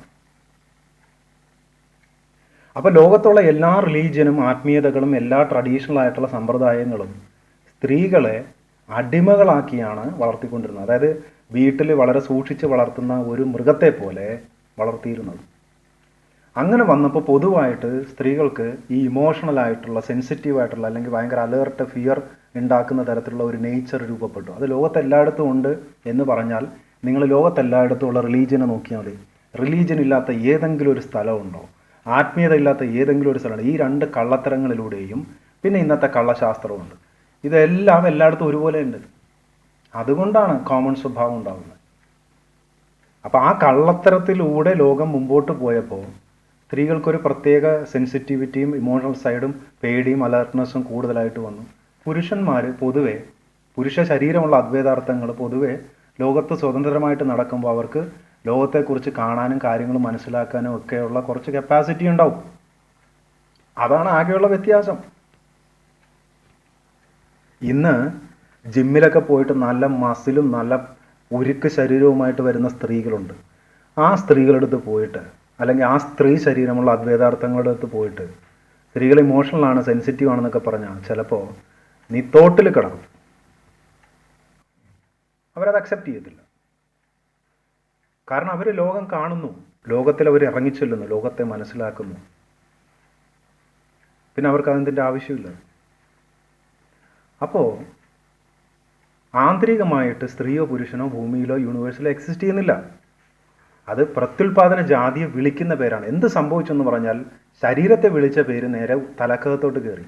തലക്കകത്തും സ്ത്രീയും പുരുഷനും ഉണ്ട് എന്ന് പറയുന്ന ആ കള്ളത്തര ചിന്ത ഉണ്ടാവാൻ തുടങ്ങി, അല്ലെങ്കിൽ ആ തെറ്റായ ധാരണ ഉണ്ടാവാൻ തുടങ്ങി. ഇങ്ങനെ വന്നപ്പോൾ എന്ത് സംഭവിച്ചു? അപ്പോൾ പുതിയൊരു ജാതി വരികയാണ്. ആന്തരികമായിട്ട് ഞാൻ സ്ത്രീയാണ്, പക്ഷെ എൻ്റെ ശരീരം പുരുഷൻ്റെയാണ്. ആന്തരികമായിട്ട് ഞാൻ പുരുഷനാണ്, പക്ഷേ ശരീരത്തിൽ ഞാൻ സ്ത്രീയാണ്. ആന്തരികമായിട്ട് എനിക്ക് ഇഷ്ടമുള്ള സ്ത്രീയോ പുരുഷനെന്നൊക്കെ ഞാൻ പറയും, പക്ഷേ ശരീരം ചിലപ്പോൾ പുരുഷൻ്റെ ആയിരിക്കും, സ്ത്രീയുടെ ആയിരിക്കും, ഡസൻറ്റ് മാറ്റർ. ഇങ്ങനെയൊക്കെ പറയുന്ന പുതിയ വകഭേദങ്ങൾ വരാൻ തുടങ്ങി. എന്തുകൊണ്ടാണ് ഇത് വന്നത്? കാരണം ഓൾറെഡി തന്നെ കള്ളത്തരം നിറച്ചു വെച്ച ഒരു മണ്ണിൻ്റെ അകത്താണ് എല്ലാവരും വളർന്നു വന്നിരിക്കുന്നത്. സ്വാഭാവികമായിട്ട് അതിൻ്റെ അകത്തുനിന്ന് പുതിയൊരെണ്ണം വരുമല്ലോ. എന്താണ് കള്ളത്തരം? ആന്തരികമായിട്ട് സ്ത്രീയും പുരുഷനും എന്ന് പറയുന്ന എന്തോ ഒരു പ്രത്യേകത ഉണ്ടെന്ന് പറഞ്ഞു എല്ലാവരെയും പഠിപ്പിച്ചു. അതില്ലേ. അദ്വൈതാർത്ഥത്തിന് അദ്വൈതാർത്ഥം മാത്രമേ ഉള്ളൂ. അനുഭവിക്കുന്നവൻ, പ്രകടിപ്പിക്കുന്നവൻ. ആരാണോ രസബോധത്തിലൂടെ എല്ലാം മനസ്സിലാക്കുന്നത്, ഗുണബോധമുള്ളത്, ആർക്കാണോ സൃഷ്ടി ഗുണമുള്ളത്, ആരാണോ വിവിധ മേഖലകളിലൂടെ അത് ആവിഷ്കരിക്കുന്നത്, അവനാകുന്നു ആ. ഈ അവനെന്ന് പറഞ്ഞാൽ മെയിലല്ല, വേവിൽ ലയിച്ചിരിക്കുന്നതാരോ അതാണ് വെൻ എന്ന് പറഞ്ഞാൽ അവൻ. അല്ലാണ്ട് അത് പുരുഷനെന്നോ സ്ത്രീയെന്നോ അർത്ഥമില്ല. അത് സ്ത്രീയും പുരുഷനും ആവാം വെൻ എന്ന് പറഞ്ഞാൽ. അപ്പം ഇങ്ങനെ നമ്മൾ പുല്ലിംഗവും സ്ത്രീലിംഗവും ഉണ്ടാക്കാൻ തുടങ്ങി. ശരീരത്തിന് മാത്രമേ അത് ഉപയോഗിക്കാൻ പാടുള്ളൂ, പുല്ലിംഗവും സ്ത്രീലിംഗവും. ബാക്കിയുള്ള സ്ഥലത്ത് അവൻ എന്ന് പറഞ്ഞാൽ അത് സ്ത്രീയും പുരുഷനുമാണ്. മനസ്സിലായോ? അങ്ങനെ എല്ലാ, അതായത് വെൻ ചെയ്യുന്നവൻ, ആവിഷ്കരിക്കുന്നവൻ എന്ന് പറയുന്ന സ്ഥലത്ത് നമ്മൾ എന്ത് കൊണ്ടുവരികയാണ്? അവിടെ ഒരു പുല്ലിംഗം ഉണ്ടെന്നും സ്ത്രീലിംഗം ഉണ്ടെന്നാണ്. എൻ എന്ന വാക്ക് വന്നതുകൊണ്ട് അത് പുരുഷനാവില്ല. ഇൾ എന്ന് പറയുന്ന വാക്ക് വന്നതുകൊണ്ടും അത് സ്ത്രീയുമാവില്ല. അല്ലെങ്കിൽ ദേവി എന്ന് നമ്മൾ പറയുമ്പോൾ ഈ എന്ന് പറയുന്ന അക്ഷരം അവിടെ കൊണ്ട് ഇട്ടത് കൊണ്ട് ആരാവില്ല? സ്ത്രീയുമാവില്ല. അതൊരു കള്ളത്തരമാണ്. ശരീരത്തെക്കുറിച്ച് സംസാരിക്കുമ്പോൾ മാത്രമേ നമ്മൾ ലവം എന്ന് പറയുന്ന വാക്ക് ഉപയോഗിക്കുന്നുള്ളൂ. ബാക്കിയുള്ള സൃഷ്ടിയുടെയോ ആവിഷ്കാരത്തിൻ്റെയോ ഗുണബോധത്തിൻ്റെയോ തലങ്ങൾ വരുമ്പോൾ അവിടെ നമ്മൾ അദ്വൈതാർത്ഥം എന്നേ പറയൂ. അവസാനം യം എന്ന് പറയുന്ന വാക്കിലാണ് അത് അവസാനിക്കേണ്ടത്. അവം എന്നാണ് പറയുക. അപ്പോൾ ഇതൊക്കെ എല്ലാ സ്ഥലങ്ങളിലും എന്ത് ചെയ്തു? ഈ സ്ത്രീബോധം പുരുഷബോധം എന്ന് പറയുന്ന എന്തോ ഒരു ബോധമുണ്ടെന്ന് പറഞ്ഞ് കുത്തിത്തിരിക്കാൻ തുടങ്ങി. അങ്ങനെയാണ് ഭാഷയിലുടനീളം ഏത് മേഖല എടുത്താലും അവിടെ സ്ത്രീയും പുല്ലിംഗവും പുല്ലിംഗം സ്ത്രീലിംഗം എന്ന് പറയുന്ന ആശയം വന്നത്. അങ്ങനെ ഇല്ലേ, അത് ശരീരത്തിന് മാത്രമേ ഉള്ളൂ. ഞാൻ ഇപ്പം എനിക്ക് പുരുഷ ശരീരമുള്ള അദ്വൈതാർത്ഥമാണ് ഞാൻ. എന്നെ കേട്ടുകൊണ്ടിരിക്കുന്ന നിങ്ങളിൽ സ്ത്രീ ശരീരമുള്ളതും പുരുഷ ശരീരമുള്ള അദ്വൈതാർത്ഥങ്ങളുണ്ടാവും. ഞാനും നിങ്ങളും ഈ ലോകത്തെ അനുഭവിക്കുന്നത് ഒരുപോലെയാണ്. അല്ലാണ്ട് ഞാൻ പുരുഷ ശരീരമുള്ളത് കൊണ്ടോ നിങ്ങൾക്ക് സ്ത്രീ ശരീരമുള്ളത് കൊണ്ടോ ഒരു വ്യത്യാസവുമില്ല. എന്നിട്ടും എവിടുന്നാണ് ഈ പറഞ്ഞ ഈ കള്ളത്തര വാക്കുകൾ ഉണ്ടായത്? സ്ത്രീലിംഗം പുല്ലിംഗം എന്ന് പറയുന്നത് അത് ശരീരത്തെ മാത്രം സംബന്ധിച്ചിട്ടുള്ളതാണ്. ആന്തരികമായിട്ട് അങ്ങനെ ഒരു സാധനമില്ല. അപ്പം അങ്ങനെ വന്നപ്പോൾ എന്ത് സംഭവിച്ചു? ഈ അശുദ്ധമായ മണ്ണിൽ നിന്ന് പുതിയ ഒരു കൺഫ്യൂഷൻ ഉണ്ടാവുകയാണ് അവിടെ. ഉള്ളിൽ ഞാൻ സ്ത്രീയാണ്, കാരണം ഉള്ളിൽ സ്ത്രീയും പുരുഷനും ഉണ്ടെന്ന് നമ്മൾ സ്ഥാപിച്ച സ്ഥലമായത് കൊണ്ടാണ് പുതിയൊരു ജാതി ഉണ്ടാവുന്നത്. അങ്ങനെ ഇല്ല. അപ്പം ഇത് എല്ലാം കള്ളത്തരമാണ്. അപ്പം ഇങ്ങനെ വരുമ്പോഴുള്ള പ്രശ്നം എന്താണ്? നാളെ ഒരാൾ വന്നിട്ട് പറയുക, ആന്തരികമായി ഞാനൊരു സിംഹമാണ്, പക്ഷെ ബാഹ്യതലത്തിൽ എനിക്ക് മനുഷ്യ ശരീരമാണ് എന്ന് പറഞ്ഞാൽ ഞാനത് അക്സെപ്റ്റ് ചെയ്യേണ്ടി വരും. പക്ഷെ അങ്ങനെ അക്സെപ്റ്റ് ചെയ്യുന്ന പ്രശ്നം എന്താണ്? വളർന്നു വരുന്ന എൻ്റെ കുഞ്ഞുങ്ങളോ, എന്നെ ഞാൻ സ്നേഹിക്കുന്ന ആൾക്കാരുടെ കുഞ്ഞുങ്ങളോ, ഞാൻ കെയർ ചെയ്യുന്ന ആൾക്കാരുടെ കുഞ്ഞുങ്ങളോ, ഇവരെല്ലാവരും തെറ്റിദ്ധരിക്കപ്പെടില്ലേ? ഇങ്ങനൊരു സാധനം ഉണ്ടെന്ന് പറഞ്ഞ് അവർ വിശ്വസിക്കത്തില്ലേ? അത് തെറ്റല്ലേ അങ്ങനെ ചെയ്യുന്നത്? തെറ്റെന്ന് പറയുന്നത് മിസ്ലീഡ് ചെയ്യുന്നത് കൊണ്ടാണ്. അപ്പോൾ എല്ലാവരുടെ തലച്ചോറിലും അവൻ സിംഹമാണ് കേട്ടോ, അവൻ കുറുക്കനാണ്, അവൻ പന്നിയാണ് കേട്ടോ, അവൻ നായയാണ്. പക്ഷേ ഇവർക്ക് മനുഷ്യ ശരീരം ഉണ്ടെന്നുള്ളൂ, പക്ഷേ ഉള്ളിലവർ സിംഹവും പട്ടിയും പന്നിയും നായയാണ് എന്ന് പറഞ്ഞിട്ട് പഠിപ്പിച്ചാൽ അത് വരുന്ന തലമുറക്ക് ഗുണകരമാണോ അല്ലയോ? ഇപ്പം അയാൾക്ക് അങ്ങനെ പറഞ്ഞ് ജീവിക്കുന്നതിന് ഇപ്പം നമുക്കൊന്നും ചെയ്യാൻ പറ്റില്ല. പക്ഷെ അത് എപ്പോഴാണ് പ്രശ്നമായി മാറുന്നത്? അയാൾ അത് പോയി വരാനിരിക്കുന്ന ജനറേഷനോട് ആ തരത്തിൽ പഠിപ്പിക്കുമ്പോൾ എല്ലാവർക്കും കൺഫ്യൂഷൻ ഉണ്ടാവുകയാണ്. കാരണം അത് സത്യമല്ലത്. ആന്തരികമായിട്ട് അങ്ങനെ ഒരു ജാതി ഇല്ല. ആന്തരികമായ ജാതി നമ്മൾ പറയുന്നത് ഈ ഒരൊറ്റ കാര്യത്തിലുള്ള ദേവത എന്ന് പറയുന്ന 3 അക്ഷരങ്ങൾ കൊണ്ട് എന്താണ് ഉദ്ദേശിക്കുന്നത്? ആ ജാതി മാത്രമേ ഉള്ളൂ ഭൂമിയിൽ. അതിന് യാതൊരു തരത്തിലുള്ള ഐഡന്റിറ്റിയും ഇല്ല. അത് ആ സൃഷ്ടിഗുണം മാത്രമാണ് അതിനെ വേർതിരിക്കുന്നത്. നീ ഇന്ന സൃഷ്ടിഗുണം ഇന്ന മേഖലയിൽ ചെയ്യുന്നവനാണ്, നിനക്ക് ഇങ്ങനെ ഒരു ഗുണരസബോധമുണ്ട്, ഇത്രയേ ഉള്ളൂ. ആ സ്ഥലത്താണ് ഈ കള്ളത്തരം മുഴുവൻ പഠിപ്പിച്ചു വെച്ചത്. റിലീജിയനും സ്പിരിച്വാലിറ്റിയും ഉണ്ടാക്കിയ കള്ളത്തരത്തിൽ നിന്നാണ് ഈ പുതിയ ഒരു രൂപം ഉണ്ടാകുന്നത്. യഥാർത്ഥത്തിൽ ഇവിടെ സംഭവിക്കുന്ന കാര്യം എന്താണെന്ന് പറഞ്ഞാൽ വളരെ സിമ്പിളായിട്ട് പറഞ്ഞുതരാം. അതായത് ഒരു അദ്വൈതാർത്ഥം ജനിക്കുമ്പോൾ ഒരു ആന്തരികമായിട്ടുള്ള ഒരു ആന്തരിക ബലത്തിൻ്റെ ഒരു റേഞ്ച് ഉണ്ട്. അതിൽ ഏറ്റവും വളരെ സെൻസിറ്റീവായിട്ട് ജനിക്കുന്ന അദ്വൈതാർത്ഥങ്ങളുമുണ്ട്, ഏറ്റവും നമ്മൾ ആന്തരികമായിട്ട് സ്ട്രോങ് ആയിട്ടുള്ള അദ്വൈതാർത്ഥങ്ങളുമുണ്ട്. അപ്പം ഈ ഏറ്റവും ബലം കുറവ് ആന്തരികം വെച്ചാൽ ശരീരത്തിൻ്റെ അല്ല, മറിച്ച് അദ്വൈതാർത്ഥത്തിൻ്റെ ഒരു കൺസ്ട്രക്റ്റാണ്, വളരെ സോഫ്റ്റ് ആയിരിക്കും. അങ്ങനെയുള്ള അദ്വൈതാർത്ഥങ്ങളെ പൊതുവെ നേരത്തെ പഠിപ്പിച്ചു വെച്ച റിലീജിയനും ആത്മീയതയുടെയും അടിസ്ഥാനത്തിൽ വളർന്നു വന്നിട്ടുള്ള, അതായത് പുരുഷൻ എന്ന് പറഞ്ഞ എന്തോ ഒരു പ്രത്യേക തരത്തിലുള്ള ബലവും പ്രത്യേക ആന്തരിക ബലവും ഒക്കെ ഉള്ള ആൾക്കാരാണെന്ന് പറഞ്ഞ് പഠിപ്പിച്ചു വെച്ചിരിക്കുന്നത് കൊണ്ട് ഇവരെ ഈ കൂട്ടത്തിൽപ്പെടുത്തത്തില്ല. മനസ്സിലായി? വളരെ സോഫ്റ്റ് ആയിട്ടുള്ള അദ്വൈതാർത്ഥങ്ങളെ അവരെ കൂട്ടത്തിൽപ്പെടുത്തത്തില്ല. അപ്പോൾ അവർ കമ്പയർ ചെയ്യും, നീയൊന്നും പുരുഷനല്ല എന്ന് പറയും.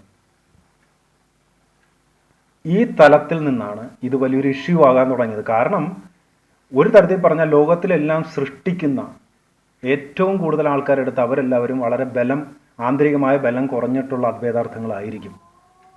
അവരെന്തെങ്കിലും സൃഷ്ടിച്ചാലേ ഇവന്മാർക്കും ജീവിക്കാൻ പറ്റുള്ളൂ. പക്ഷെ ഇവന്മാരുടെ ഗ്യാങ്ങിൽ നടക്കുമ്പോൾ ഇവന്മാർ സമ്മതിക്കത്തില്ല. ഇവന്മാർ പുരുഷൻ എന്ന് പറഞ്ഞു കഴിഞ്ഞാൽ വാളെടുക്കണം, വടിയെടുക്കണം, യുദ്ധം ചെയ്യണം, ഇതാണ് ലൈഫ്.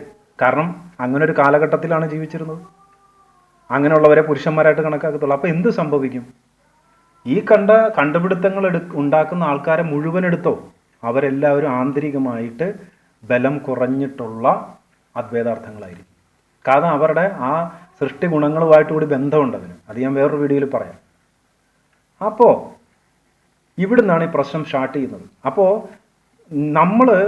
ഞാനൊരു അദ്വൈതാർത്ഥമാണ്, ഞാൻ ആന്തരികമായിട്ട് ബലം കുറഞ്ഞ ഒരാളാണ്, പക്ഷേ എന്നെ മനസ്സിലാക്കുന്ന, എനിക്ക് പോയിരിക്കാൻ പറ്റുന്ന, എന്നെ റിലേറ്റ് ചെയ്യുന്ന ആരും ഇല്ലാതെ വരുമ്പോൾ ഞാൻ എന്ത് ചെയ്യും?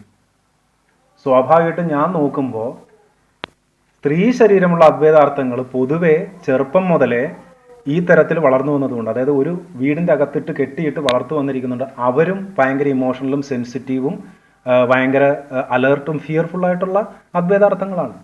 അപ്പം ഞാൻ അവരുടെ കൂടെ പോയിരിക്കുമ്പോൾ എനിക്ക് അവരെന്നെ അക്സെപ്റ്റ് ചെയ്യും. അവരിലൊരാളെ പോലെ എന്നെ കാണും. എനിക്ക് അവരായിട്ട് റിലേറ്റ് ചെയ്യാൻ പറ്റും. കാരണം എൻ്റെ അതേ തരത്തിലുള്ള സെൻസിറ്റിവിറ്റി അവർക്കും ഉണ്ട്.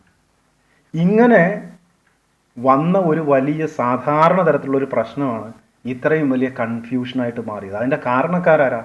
ഈ വൃത്തികെട്ട പുരുഷബോധവും സ്ത്രീബോധവും ആന്തരികമായിട്ടുണ്ട് എന്ന് പഠിപ്പിച്ച മതങ്ങളും ആത്മീയതകളും കള്ളശാസ്ത്രവുമാണ് ഇതിൻ്റെ കാരണം. അപ്പോൾ എല്ലാവരും കൺഫ്യൂസ്ഡ് ആവുകയാണ് ഇപ്പോൾ. യഥാർത്ഥത്തിൽ പുരുഷനെന്നോ സ്ത്രീയെന്നോ ഭേദമില്ലാതെ അദ്വൈതാർത്ഥങ്ങൾക്ക് ആന്തരികമായ ബലത്തിൻ്റെ എടുത്തു പറയാൻ പറ്റുന്ന 3 തരത്തിലുള്ള റേഞ്ചുകളുണ്ടാവും. അതിൽ ഏറ്റവും ബലം കുറഞ്ഞിട്ടുള്ള ആൾക്കാർ വളരെ ജനിക്കുമ്പോൾ മുതലേ വളരെ സെൻസിറ്റീവും വളരെ ഇമോഷണലും ഒക്കെ ആയിട്ടുള്ള ബലം അങ്ങനെ ഉണ്ട്. പക്ഷെ അവർക്കായിരിക്കും ഏറ്റവും കൂടുതൽ സൃഷ്ടി ഗുണത്തിലെ ഏറ്റവും ഹയസ്റ്റ് ആയിട്ടുള്ള പ്യൂരിറ്റി ഉണ്ടാവുന്നത്. അപ്പോൾ അവരെ തിരിച്ചറിഞ്ഞ് അവരെ എല്ലാവർക്കും ഗുണകരമാകുന്ന രീതിയിലോട്ട് മാറ്റി വളർത്തേണ്ടതിന് പകരം അവർ പുരുഷന്മാരല്ല, അല്ലെങ്കിൽ സ്ത്രീകളിലാണെങ്കിലും അങ്ങനെയുണ്ട്. അതായത് സാധാരണ തരത്തിൽ ഇമോഷണൽ സെൻസിറ്റീവ് അല്ലാത്ത സ്ത്രീ ശരീരമുള്ള അദ്വൈതാർത്ഥങ്ങൾ അവരെന്ത് ചെയ്യും? അവരുമായിട്ട് പെടത്തില്ല, അവരുമായിട്ട് യോജിക്കത്തില്ല. അവർക്ക് പുരുഷന്മാരുടെ കൂടെ, പുരുഷ ശരീരമുള്ള അദ്വൈതാർത്ഥങ്ങളുടെ കൂടെ പോകാനായിരിക്കും ഇഷ്ടം. കാരണം അവർ ഫൈറ്റേഴ്സാണ്. കാരണം എന്താ? സ്ത്രീ ശരീരമുള്ളവരിലും ഈ 3 ബലത്തിൻ്റെ വ്യത്യാസം ഉണ്ടാവും. ആന്തരികമായ ഊർജ്ജ ശക്തിയാണ്. ഇങ്ങനെയാണ് ഈ പ്രശ്നം തുടങ്ങിയത്. ഈ പ്രശ്നം തുടങ്ങി ഇപ്പോൾ അവസാനം അമേരിക്കയിലൊക്കെ 60 വയസ്സുള്ള ഒരാളിപ്പോൾ ഞാൻ 16 വയസ്സുള്ള പെൺകുട്ടിയാണെന്ന് പറഞ്ഞ് ജീവിക്കുന്ന ആൾക്കാരുണ്ട്. ഇപ്പോൾ അമേരിക്കയിലിപ്പോൾ ഞാനൊരു ചെന്നായയാണ്, സിംഹമാണ്, പുലിയാണെന്നൊക്കെ പറഞ്ഞ് ജീവിക്കുന്ന ആൾക്കാരിപ്പോൾ വന്നു. ഇത് വലിയൊരു സോഷ്യൽ ഡിസോർഡറിലോട്ട് പോകും അല്ലേ? ഇത് വരാനിരിക്കുന്ന ജനറേഷൻ കൺഫ്യൂസ് ചെയ്യും. എവിടുന്ന് ഇത് തുടങ്ങി? കാരണം ഇത് റിലീജിയനും സ്പിരിച്വാലിറ്റിയും ഉണ്ടാക്കി വെച്ച വൃത്തികേടാണിത്. മനസ്സിലായോ? സ്ത്രീയെന്നോ പുരുഷനെന്നോ പറഞ്ഞ ആന്തരിക ജാതി യൂണിവേഴ്സിൽ എക്സിസ്റ്റ് ചെയ്യുന്നില്ല. പക്ഷെ അതുണ്ടെന്ന് പറഞ്ഞ് പഠിപ്പിക്കേണ്ടി ആർക്കാണ് ആവശ്യം വന്നത്? മതങ്ങൾക്ക് ആവശ്യം വന്നു. മതങ്ങൾ പ്രചരിപ്പിക്കുന്നവർക്ക്, ആത്മീയത പ്രചരിപ്പിക്കുന്നവർക്കൊക്കെ ഇത് ആവശ്യമായിട്ട് വന്നു. അതുപോലെ തന്നെ ഒരു രാജ്യത്തെ കൺട്രോൾ ചെയ്ത് നിർത്തണമെന്ന് ആഗ്രഹിക്കുന്ന ആൾക്കാർക്ക്, ഒരു രാജ്യത്തിലെ ജനങ്ങളെ കൺട്രോൾ ചെയ്ത് നിർത്തണമെന്ന് ആഗ്രഹിക്കുന്ന ആൾക്കാർക്ക് ഇത് ആവശ്യമായിട്ട് വന്നു. അവരാണ് ഈ കള്ള സിദ്ധാന്തം നിങ്ങളുടെയും എൻ്റെയും, എൻ്റെ പൂർവികരുടെയും നിങ്ങളുടെ പൂർവികരുടെയും തലയിലോട്ട് കയറ്റിയത്. ഇതിൽ നിന്നാണ് നമ്മൾ പറയുന്ന സോ കോൾഡ് പുരുഷാധിപത്യം ഉണ്ടായത്. പുരുഷാധിപത്യം ഉണ്ടാക്കിയത് മതം, ആത്മീയത, അതേപോലെ തന്നെ ഒരു രാജ്യത്തിലെ ജനങ്ങളെ കൺട്രോൾ ചെയ്യാൻ, അധികാരത്തിലൂടെ കൺട്രോൾ ചെയ്യാൻ ആഗ്രഹിക്കുന്ന ആൾക്കാർ, ഇവരുണ്ടാക്കിയതാണ് പുരുഷ മേധാവിത്വം. അല്ലാതെ ജനിക്കുന്ന ഒരു കുഞ്ഞിലും പുരുഷനെന്നോ സ്ത്രീയെന്നോ പറഞ്ഞ ആന്തരിക ജാതി ഇല്ല. പിന്നെ എവിടുന്നാണ് ഇതുണ്ടായത്? ഇത് നിങ്ങൾ അന്വേഷിച്ചു പോകുമ്പോൾ നിങ്ങൾ ചെന്നെത്തി നിൽക്കുന്നത് നിങ്ങളുടെ മതത്തിൻ്റെ വിശുദ്ധ ഗ്രന്ഥങ്ങളിലും ആത്മീയതയുടെ ഗ്രന്ഥങ്ങളിലും കള്ളശാസ്ത്രങ്ങളുടെ ഗ്രന്ഥങ്ങളിലും നിങ്ങളെ പഠിപ്പിക്കുന്ന സ്കൂളിൻ്റെ ഗ്രന്ഥങ്ങളിലും നിങ്ങളുടെ ഗവൺമെൻറ്റിൻ്റെ പുസ്തകങ്ങളിലും ആയിരിക്കും. കാരണം അങ്ങനെ പഠിപ്പിച്ചാലേ കൺട്രോൾ ചെയ്യാൻ പറ്റുള്ളൂ. അപ്പം ഇതിൻ്റെ ഭവിഷ്യത്ത് എന്താണ്? ഇത് വലിയ ക്രമാതീതമായിട്ട് വരുന്നു. അപ്പോൾ ഇത് അങ്ങനെ ഒരാൾ വന്നാൽ, ഞാനൊരു സിംഹമാണെന്ന് പറഞ്ഞു വന്നാൽ അതിനെ അക്സെപ്റ്റ് ചെയ്യേണ്ടി വരും. എന്തുകൊണ്ടാണ്? ഓൾറെഡി തന്നെ ആന്തരികമായിട്ട് സ്ത്രീയും പുരുഷനുണ്ടെങ്കിൽ പിന്നെ എന്തുകൊണ്ട് വ്യത്യസ്തമായ മൃഗങ്ങളായിക്കൂടാ? അതാണ് അവരുടെ ചോദ്യം. നിങ്ങൾ ആന്തരികമായിട്ട് സ്ത്രീ ഉണ്ടെന്ന് വിശ്വസിക്കുന്നുണ്ടെങ്കിൽ, ആന്തരികമായിട്ട് പുരുഷനുണ്ടെന്ന് വിശ്വസിക്കുന്നുണ്ടെങ്കിൽ, എന്തുകൊണ്ട് എനിക്ക് ആന്തരികമായിട്ട് ഞാനൊരു സിംഹമാണെന്ന് പറഞ്ഞുകൂടാ? ഈ ചോദ്യത്തിന് നിങ്ങൾക്ക് ആൻസർ കൊടുക്കാൻ പറ്റില്ല. കാരണം എന്താ? നിങ്ങൾ ഓൾറെഡി അതിലാണ് ജീവിച്ചുകൊണ്ടിരിക്കുന്നത്. അങ്ങനെ ഒരു കള്ളബോധത്തിൽ നിങ്ങൾ ജീവിച്ചുകൊണ്ടിരിക്കുക. അപ്പോൾ ഇവിടെ വരുന്ന പ്രശ്നം ഇതാണ്. ജാതിയും ജെൻഡറും എന്ന് പറഞ്ഞ് ഉദ്ദേശിക്കുന്നത് എന്തിനെ സംബന്ധിക്കുന്നതാണ്? ആന്തരികമായ ജാതി എന്ന് പറയുന്നത് ദേവതയെ സംബന്ധിക്കുന്നതാണ്. അടിസ്ഥാന സൃഷ്ടി ഗുണങ്ങൾ,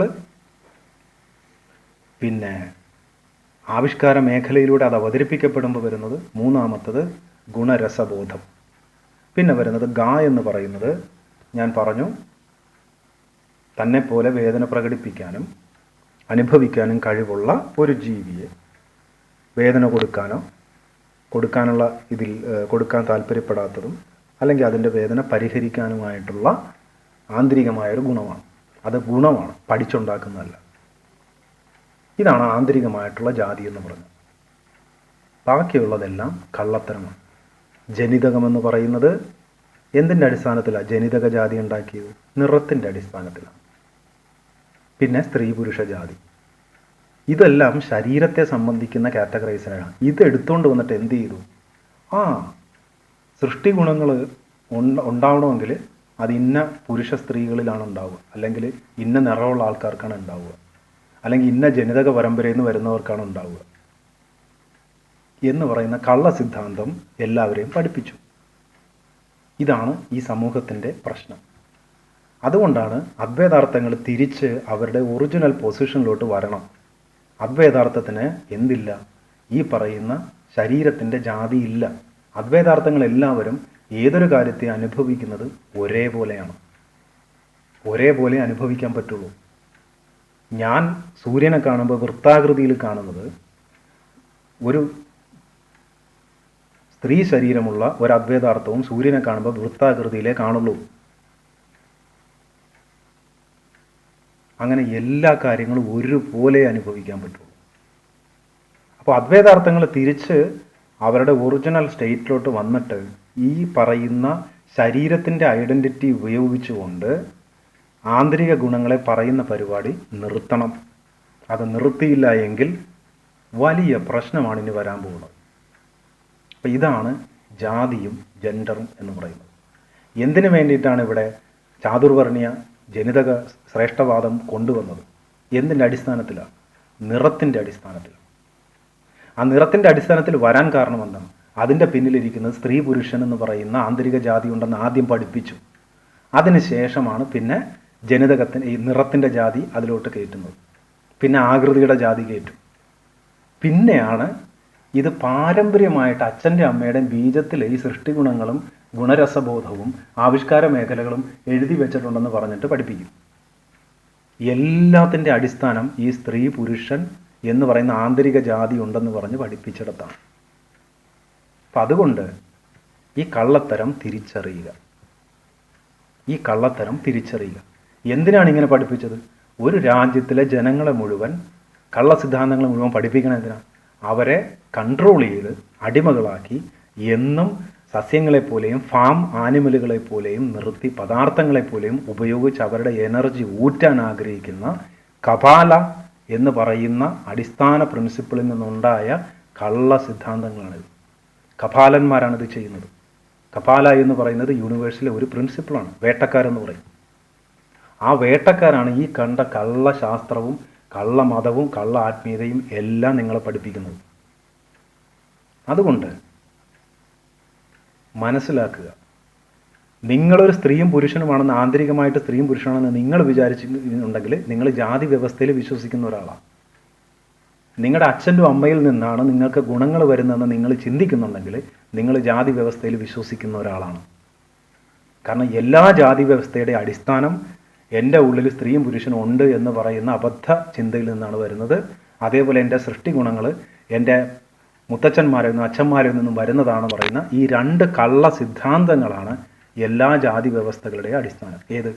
ശരീരജാതികൾ വെച്ചിട്ട് പറയും. ജനിതക ശ്രേഷ്ഠവാദം നിലനിൽക്കുന്നത് സ്ത്രീയും പുരുഷനും ആന്തരികമായിട്ടുണ്ട് എന്ന് പറയുന്നിടത്തു നിന്നാണ് അത് തുടങ്ങുന്നത്. അതുകൊണ്ട് ഈ കള്ളത്തരം മനസ്സിലാക്കുക.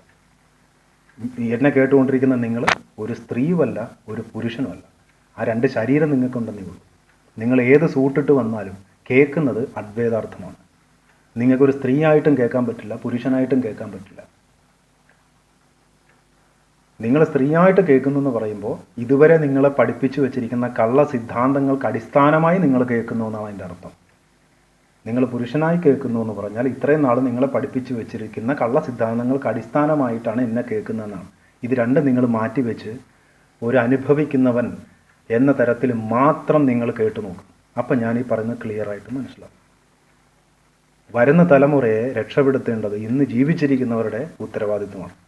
ഇങ്ങനെയുള്ള കള്ളശാസ്ത്രവും കള്ളമതവും കള്ള ആത്മീയതയും പെരുകിയാൽ ഇപ്പോൾ ഇതിൻ്റെ മാക്സിമം എത്തി. ഇനി ഒരു നുണ ഉണ്ടാക്കാൻ പറ്റില്ല. കാരണം നുണകൾ കൊണ്ട് ഇപ്പോൾ പൂർണ്ണമായിട്ടും നിറഞ്ഞു കഴിഞ്ഞാൽ പിന്നെ ഡിസ്ട്രക്ഷനാണ്. ആരിതിൽ നിന്ന് രക്ഷപ്പെടുത്തും? ഈ ഡിസ്ട്രക്ഷനിൽ നിന്ന് വരാനിരിക്കുന്ന ഡിസ്ട്രക്ഷൻ ഭയങ്കര വലുതാണ്. അപ്പം അതുകൊണ്ട് നിങ്ങൾ മനസ്സിലാക്കുക, എന്നെ കേട്ടുകൊണ്ടിരിക്കുന്ന നീ ഒരു അദ്വൈതാർത്ഥം മാത്രമാണ്. നിനക്ക് ചിലപ്പോൾ പുരുഷൻ്റെ ശരീരം ഉണ്ടാവും, പുരുഷ ശരീരം ഉണ്ടാവും, അല്ലെങ്കിൽ സ്തനഗർഭാശയ യോനി ഉണ്ടാവും, അല്ലെങ്കിൽ ബീജവൃഷ്ണ ശിശുനം ഉണ്ടാവും. It doesn't matter. ഈ മനസ്സിലാക്കുന്നത് അദ്വൈതാർത്ഥം മാത്രമാണ്. ആയാണിത് മനസ്സിലാക്കുന്നത്, ആയാണ് എന്നെ കേൾക്കുന്നത്. അവിടെ നിന്നുകൊണ്ട് മാത്രം ചിന്തിക്കുക. ബാക്കിയുള്ളതെല്ലാം കള്ളത്തരമാണ്. നിനക്ക് നിന്റെ ആന്തരികമായ ഗുണങ്ങൾ, ഗുണരസബോധവും സൃഷ്ടിഗുണവും ആവിഷ്കാര മേഖലയിലൂടെ അവതരിപ്പിക്കുന്ന ആ മേഖലകളും, അതാണ് നിന്നെ വ്യത്യസ്തനാക്കുന്നത്. വേറെ ഒരു സാധനമില്ല. പിന്നെ എന്ന് പറഞ്ഞ ഞാൻ പറയുന്ന ക്വാളിറ്റി, ഈ 4 കാര്യങ്ങളേ ഉള്ളൂ. ഇത് മാത്രമാണ് നിന്നെ മറ്റൊരാളിൽ നിന്ന് വേർതിരിക്കുന്ന ഒരേ ഒരു കാര്യം. പക്ഷെ ഇന്ന് നീ ചിന്തിക്കുന്നത്, നീ കുറേ പുസ്തകങ്ങൾ പഠിച്ചു വെച്ചിട്ടുണ്ട്, നീ കുറേ സബ്ജക്റ്റുകൾ പഠിച്ചു വെച്ചിട്ടുണ്ട്, കുറേ പുസ്തകങ്ങൾ വായിച്ചിട്ടുണ്ട്. അതിലൊക്കെ വായിച്ചു വെച്ചിരിക്കുന്നതൊക്കെ പഠിക്കുന്നത് കൊണ്ട് നീ എന്തോ മറ്റുള്ളവരിൽ നിന്നും ഡിഫറൻ്റ് ആണെന്ന് എനിക്ക് തോന്നില്ലേ? അത് വെറും ഫേക്കാണ്. അങ്ങനെ ഒരു സാധനം ഇല്ല. നിന്റെ മതവും നിന്റെ സ്പിരിച്വാലിറ്റിയും നീ പഠിച്ച കള്ളശാസ്ത്രവും എല്ലാം ഫേക്കാണ്. അതെല്ലാം നിനക്ക് ഫേക്കായിട്ടുള്ള ഒരു ഐഡൻറ്റിറ്റി ഉണ്ടാക്കിയിരിക്കും. അങ്ങനെ ഒരു സാധനം ഇല്ല. മനസ്സിലായി? അങ്ങനെ ഇല്ല. അപ്പം അതാണ് ഈ പറയുന്ന ജാതിയും ജെൻഡറും എന്ന് പറയുന്നത്. മനസ്സിലായോ? അപ്പോൾ പ്രത്യുൽപാദന ജാതിയെ, പ്രത്യുൽപാദന ശരീരത്തെ മാത്രം സംബന്ധിച്ച് വിളിക്കുന്ന പേരാണ് മാൻ, വുമൺ. അതിൻ്റെ അർത്ഥം ശരിക്കും അതല്ല. അല്ലെങ്കിൽ മെയിൽ, ഫീമെയിൽ, അല്ലെങ്കിൽ സ്ത്രീ, പുരുഷൻ, അല്ലെങ്കിൽ സ്ത്രീലിംഗം, പുല്ലിംഗം. ഇതെല്ലാം പ്രത്യുൽപാദനത്തെ മാത്രം സംബന്ധിച്ച് പറയുന്ന വാക്കാണ്. ആന്തരികമായിട്ട് ഈ ഒരു സാധനം യൂണിവേഴ്സിലില്ല. ഞാൻ പറഞ്ഞു, യൂണിവേഴ്സിൽ ഗിവറും റിസീവറും എന്ന് പറയുന്ന പ്രിൻസിപ്പിൾ മാത്രമേ ഉള്ളൂ. അത് ഫിസിക്കാലിലോട്ട് വരുമ്പോൾ ആ ഫിസിക്കാലിറ്റി കണ്ടിന്യൂ ചെയ്യാൻ വേണ്ടിയിട്ട് ഈ ഗിവറും റിസീവറും എന്ന് പറയുന്ന 2 പ്രിൻസിപ്പിളും അതവിടെ ശരീരമായിട്ട് അവതരിക്കുകയാണ് ചെയ്യുന്നത്. ആ ശരീരവും ആന്തരികമായ ഈ ദേവത എന്ന് പറയുന്നതും എന്ന് പറയുന്നതും ഒരു ബന്ധവുമില്ല. ഒരാളുടെ നിറമോ വലിപ്പമോ പൊക്കമോ കാഠിന്യമോ ആകൃതിയോ ലവമോ നോക്കിയിട്ട് അയാൾക്ക് ഏത് തരത്തിലുള്ള സൃഷ്ടി ഗുണങ്ങളുണ്ടെന്നോ, അയാളുടെ അടിസ്ഥാന ഗുണം ഗായാണോ മറ്റെന്തെങ്കിലും ആണോന്നോ, അല്ലെങ്കിൽ അയാളുടെ ഗുണരസബോധം എത്രമാത്രം ഉണ്ടെന്നോ, അല്ലെങ്കിൽ അയാളുടെ ആവിഷ്കാര മേഖല ഏതാണെന്നോ ഒരിക്കലും പറയാൻ പറ്റില്ല. ഇങ്ങനെ പറയിക്കാൻ പറ്റുന്ന തരത്തിൽ ആൾക്കാരെ പറ്റിച്ചുണ്ടാക്കിയതാണ് നമ്മൾ കാണുന്ന ഈ ജനിതക ശ്രേഷ്ഠവാദം. ഈ പറയുന്ന ശരീരത്തിൻ്റെയും നിറത്തിൻ്റെയും ജനിതകത്തിൻ്റെ അടിസ്ഥാനത്തിൽ പറയുന്ന ചാതുർവർണ്ണ വ്യവസ്ഥ ഇവിടെ ഉണ്ടായത്. ഇന്നിപ്പോൾ ശാസ്ത്രത്തിൻ്റെ, കള്ളശാസ്ത്രത്തിൻ്റെ അടിസ്ഥാനത്തിൽ യൂജനിക്സ് എന്ന് പറയുന്ന പുതിയൊരു ചിന്താ തലമുണ്ട്. യൂജനിക്സ് എന്നാണ് പറയുക. കുറേ എത്തിയിസ്റ്റുകൾക്കൊക്കെ ഇതറിയാം. അതായത് അതും ജനിതക ശ്രേഷ്ഠമാണ്. അതായത് പ്രത്യേകമായിട്ട് ജനിതകം ഡെവലപ്പ് ചെയ്തെടുത്താണെന്ന് പറഞ്ഞു വരുന്ന കള്ളന്മാർ. ഞാൻ നിങ്ങളോട് സത്യമായി പറയുന്നു, ജനിതകത്തെ തൊടാൻ ആർക്കും പറ്റില്ല. ജനിതകത്തെ നശിപ്പിക്കാൻ പറ്റും, അല്ലാണ്ട് ജനിതകത്തിൽ അഡീഷണലായിട്ട് ഒരു കോപ്പും ചെയ്യാൻ പറ്റില്ല. ഈ പറയുന്ന ദേവത എന്ന് പറയുന്ന ഗുണമോ എന്ന് പറയുന്ന ഗുണമോ തൊടാൻ പറ്റില്ല. ഒരു ജനിതകത്തിലും അതില്ല. ഇല്ലാത്ത സ്ഥാനത്തിൽ പിന്നെ എങ്ങനെ പോയി തൊടുന്നത്? ഒന്നും ചെയ്യാൻ പറ്റില്ല. അത് കള്ളത്തരമാണ്. അതങ്ങനെ ഒരു പ്രതീതി ജനങ്ങളിൽ കൊടുക്കുകയാണ്. ഇപ്പം നാളെ ആരെങ്കിലും വന്നിട്ട് പറയുവാണ് ഞങ്ങൾ അങ്ങനെ ഡെവലപ്ഡായി വന്ന ആൾക്കാരാണെന്ന് പറഞ്ഞാൽ അവരെ നിങ്ങൾ വിശ്വസിക്കരുത്. അവർ നിങ്ങളെപ്പോലെ തന്നെ സാധാരണഗതിയിലുണ്ടായ ആൾക്കാർ മാത്രം, അല്ലാതെ ഒരു പ്രത്യേകത അവർക്കുണ്ടാവില്ല. പക്ഷെ നിങ്ങൾ ഇന്നത്തെ ജനിതകമായ സയൻസിൽ വിശ്വസിക്കുന്നുണ്ടെങ്കിൽ നിങ്ങൾ അവരെ വിശ്വസിക്കേണ്ടി വരും. ഇതുപോലെയാണ് ഒരു കാലഘട്ടത്തിൽ ചാതുർവർണ്ണ്യം ഉണ്ടാക്കാൻ വേണ്ടിയിട്ട് ജനിതകത്തിലൂടെയാണ് കഴിവുകളൊക്കെ വരുന്നതെന്ന് പറഞ്ഞ് പഠിപ്പിച്ചത് കൊണ്ടാണ് ചാതുർവർണ്ണ്യം ഉണ്ടാക്കാൻ പറ്റിയത്. അത് ജനങ്ങൾ വിശ്വസിച്ചു. കാരണം ജനങ്ങൾക്ക് ഈ ദേവത എന്താണെന്നും എന്ന് പറയുന്ന ക്വാളിറ്റി എന്താണെന്നും അത് കയ്യിൽ നിന്ന് വിട്ടുപോയി. അത് മനസ്സിലാക്കിയിരുന്ന ആ അറിവ് നഷ്ടപ്പെട്ടു പോയി. ആ അറിവാണ് വീണ്ടും വരുന്നത്. ആ അറിവാണ് സ്വീകരിക്കേണ്ടത്. ചിന്തിക്കണം. വെറുതെ പറയുന്നത് കേട്ട് എടുത്തുകൊണ്ട് പോവുകയല്ല. ഏതൊരു വ്യക്തി എൻ്റെ മുമ്പിൽ വന്നാൽ ഇത് കൃത്യമായിട്ട് ഞാൻ അയാൾക്ക് കാണിച്ചു കൊടുക്കണം. ഇത് എന്തെങ്കിലും പ്രത്യേകതയുള്ള കാര്യങ്ങളൊന്നുമല്ല. ഇത് മാത്രമേ ഉള്ളൂ ഇവിടെ. ഇതിനു വേണ്ടിയിട്ടാണ് നമ്മൾ ജനിക്കുന്നത്. അതായത് സൃഷ്ടി ഗുണങ്ങളെ ആവിഷ്കരിക്കാനും പല മേഖലകളിലൂടെ ആവിഷ്കരിക്കാനും ഈ ഭൂമിയിലുള്ള രസങ്ങളെയും ഗുണങ്ങളെയും വേർതിരിച്ചറിഞ്ഞ് മനസ്സിലാക്കാനും അത് ആസ്വദിക്കാനും ഒക്കെ വേണ്ടിയിട്ടാണ് നമ്മളിവിടെ ജനിക്കുന്നത്. അദ്വൈതാർത്ഥങ്ങൾ അത് മാത്രമാണ് നമ്മളുടെ ജീവിതത്തിൻ്റെ ആകെയുള്ള ഒരേ ഒരു മീനിങ്ങും അർത്ഥവും.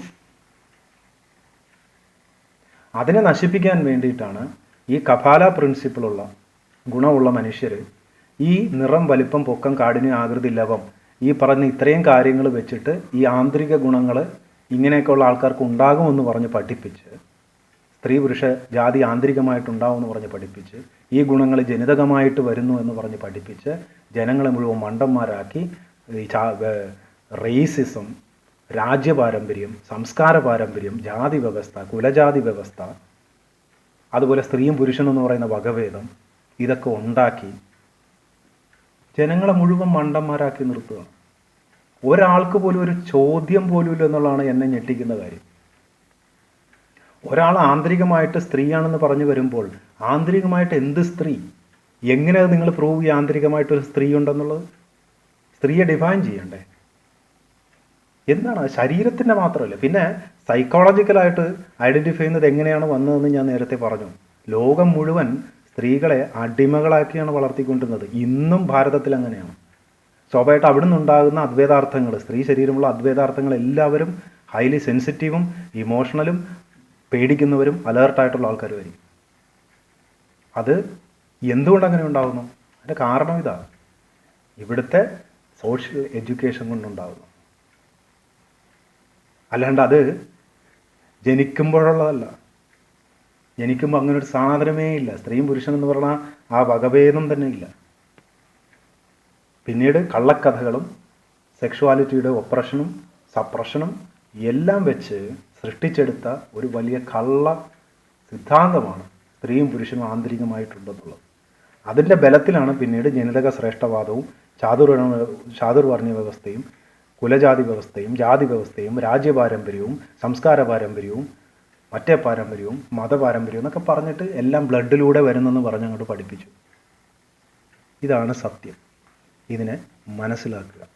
ഇതാണ് ജാതിയും ജെൻഡറും എന്ന് പറഞ്ഞാൽ ഇത്രയും സിമ്പിൾ കാര്യങ്ങളാണ്.